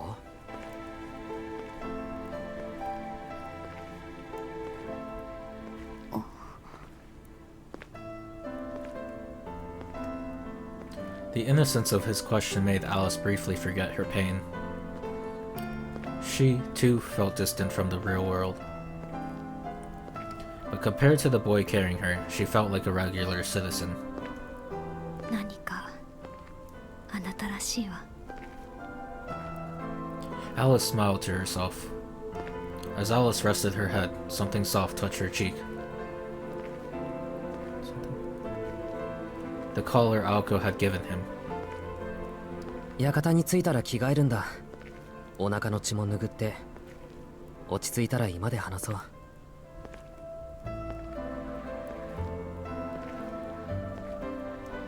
瞳子さんに言わせれば、俺もこれで敵らしいから。 With those words hanging in the air, they reached the top of the hill. The gate in the woods stood before them. Beyond it, illuminated by the pale moonlight, stood the mansion. Looking up at it, the girl felt a little disappointed.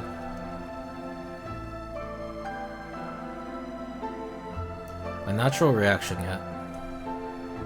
She could not place where her sadness was coming from.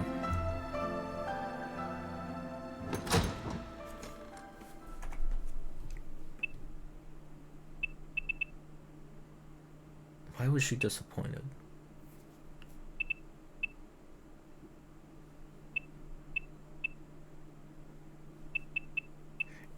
She's sad because Sojiro saved her, or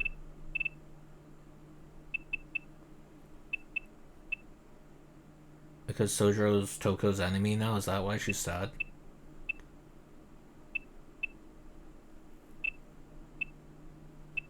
Looking up at it, the girl felt a little disappointed. A natural reaction, yet she could not place where her sadness was coming from.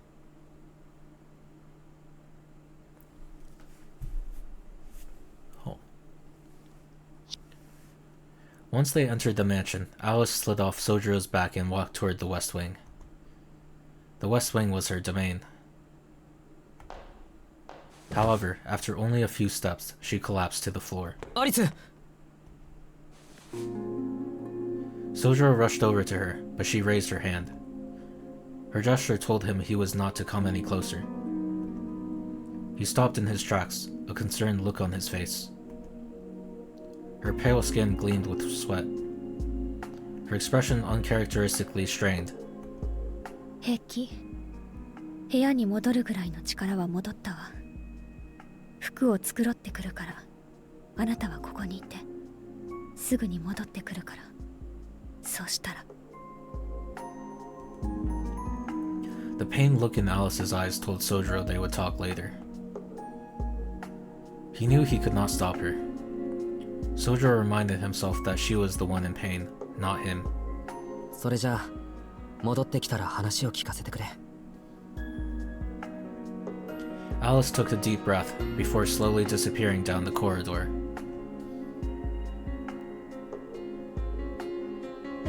An uneventful 5 minutes passed. Alice returned, wearing a fresh set of black clothes. But her complexion remained pallid.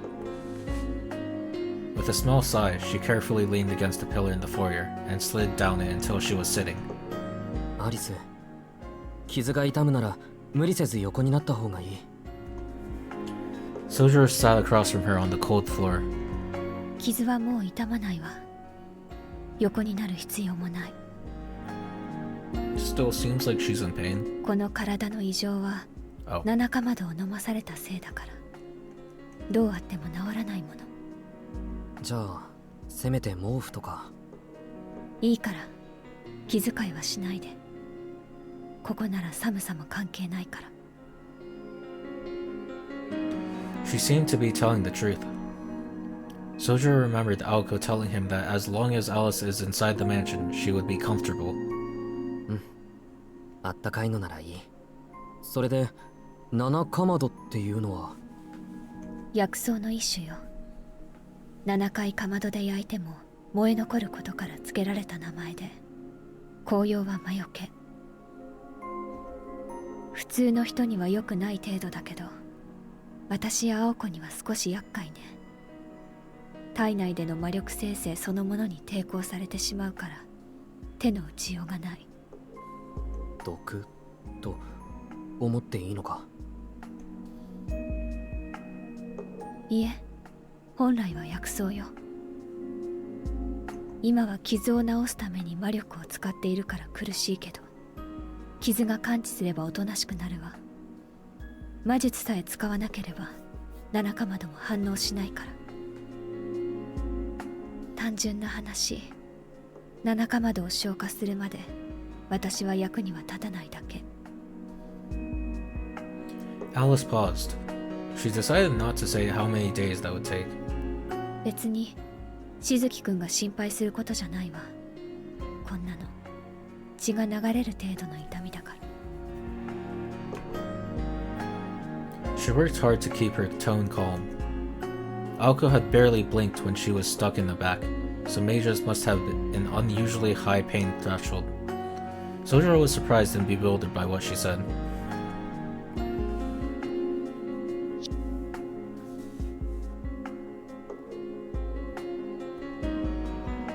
If wounds didn't count as long as the pain wasn't too bad, then nothing would hurt except an injury that killed you. わかった。話をするのは明日にしよう。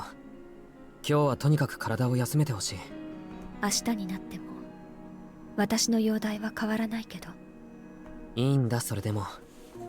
アリスはもっと体を大事にしてくれ。He stood up. 部屋まで送るよ。それとも今で休むか？西館には入ったことはないからアリスの部屋もわからないし。ここでいいわ。青子を待たなくちゃいけないか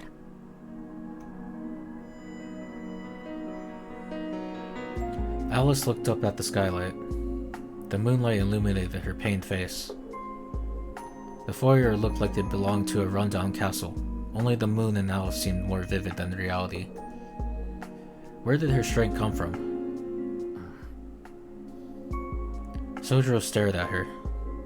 Without understanding the significance of Alice's gaze, he turned his gaze to the night sky, powerless as it was.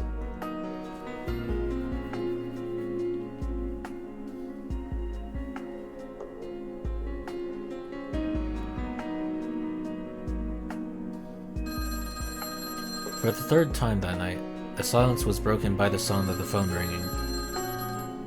Before Sojiro could move, a thin shadow bolted across the foyer. By the time he realized it was the weakened Alice, she had already taken the receiver in hand. Aoko. It was the first time Sojiro had heard Alice sound concerned. Her tone was infinitely graver than when she was enduring her own pain. Alice's question received only a short response from the voice on the other end. It was a voice more feral than Alice's, like a flickering flame about to turn to smoke. Uh-oh. The phone was far from Sojiro's ears, but the words he picked up were very unlike her. Despite saying so little, no, because she had said so little, the weight of Aoko's defeat struck Sojiro's heart. Alice silently set the receiver down. Only moments before, her body had been fighting the pain. Now it felt stronger than ever. It was like a scarecrow transforming into a beautiful stone statue. Seeing this, Sojiro finally understood. Alice's expression when she looked at the moon had come from her trying to accept an immutable reality. Damn. Is a werewolf actually that strong? Like was Bayo able to absorb Toko's hair and get that buffed?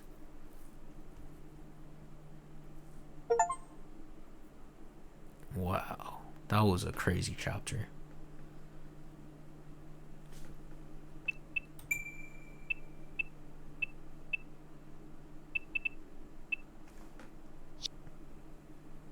Well, what do they do now? How are they gonna beat her? Holy, the chapter is called Witch on the Holy Night. That. My god, we're reaching the end game.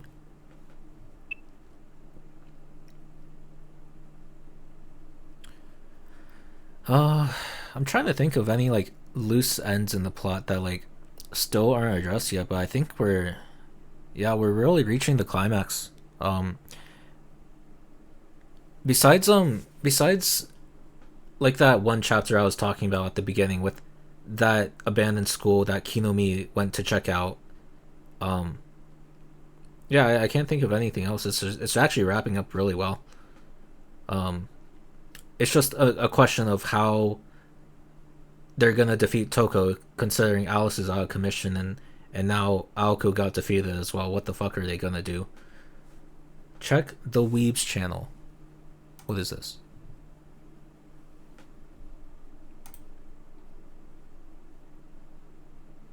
Oh shit!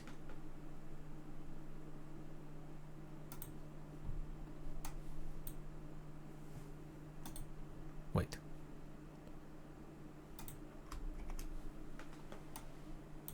Hold on. Let's lock in. Let's do a live reaction.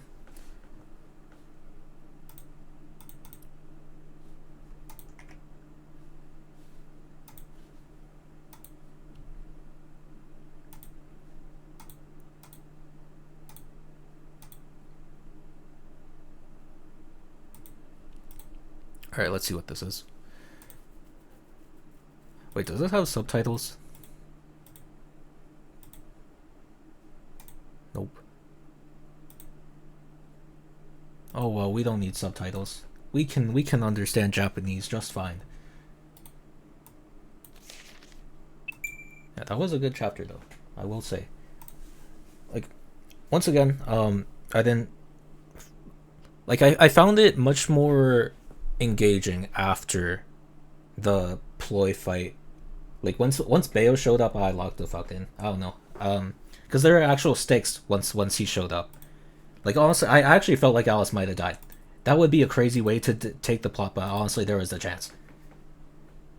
And it's not a gacha game, so like I actually like there was the chance that like Alice fucking dies to just show how like deranged Toko was, but yeah. Like once they started showing the afterlife, bro.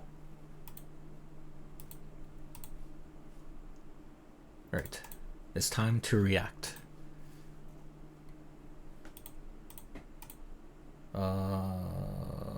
Boom, boom. Right. It's time. Kuro Games. I was lied to. I need subtitles.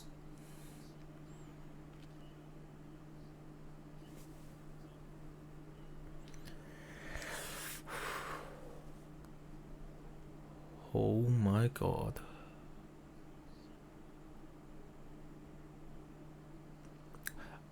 We are so fucked. Holy shit.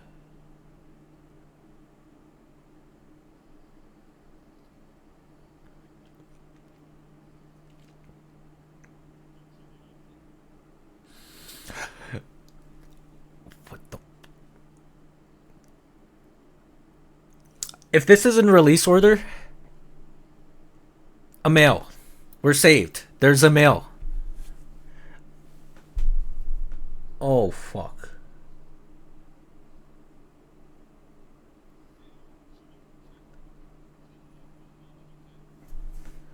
Okay. These kind of look like HSR designs. Am I wrong for thinking that? Like they all have like Lehigh Roy, I feel like there's a lot of variety to like the designs, but like these all follow like obviously it's like China aesthetic, but like they're all like wearing the same exact thing.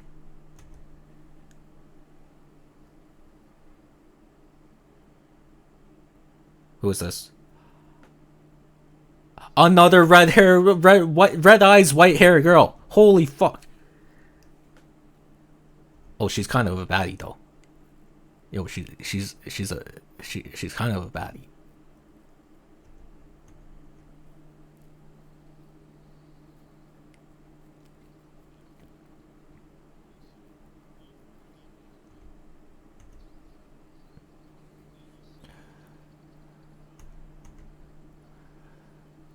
Wow. Wow. All right then. So we have only one male. Huh. I mean, I do like Yang Yang's design and also Sui Sui. I mean, fuck. That's kind of hard to skip.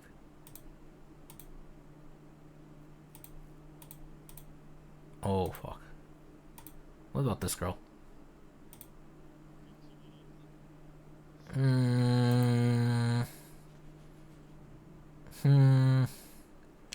I don't know. Yeah, all of them are very similar though. They're all very top heavy. Like they're all just wearing dresses with not much happening on like the lower half of the body.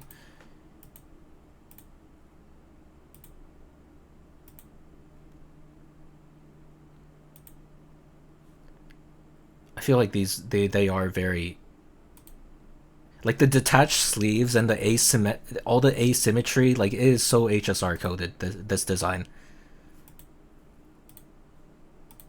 The random thigh, I mean that's just actually that's Wua has always had this thing that they do.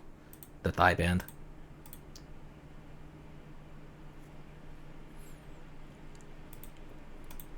Male. It looks kind of cool, I guess.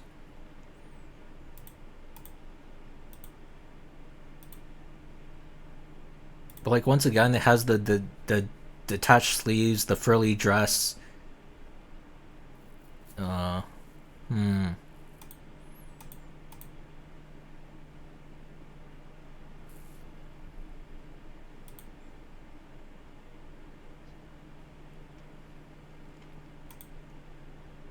More detached sleeves.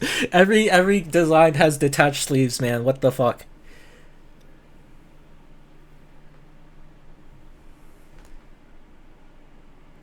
Those eyes are crazy though. She also has the split bangs like Sui and Yang Yang. Oh, alright. Another successful stream.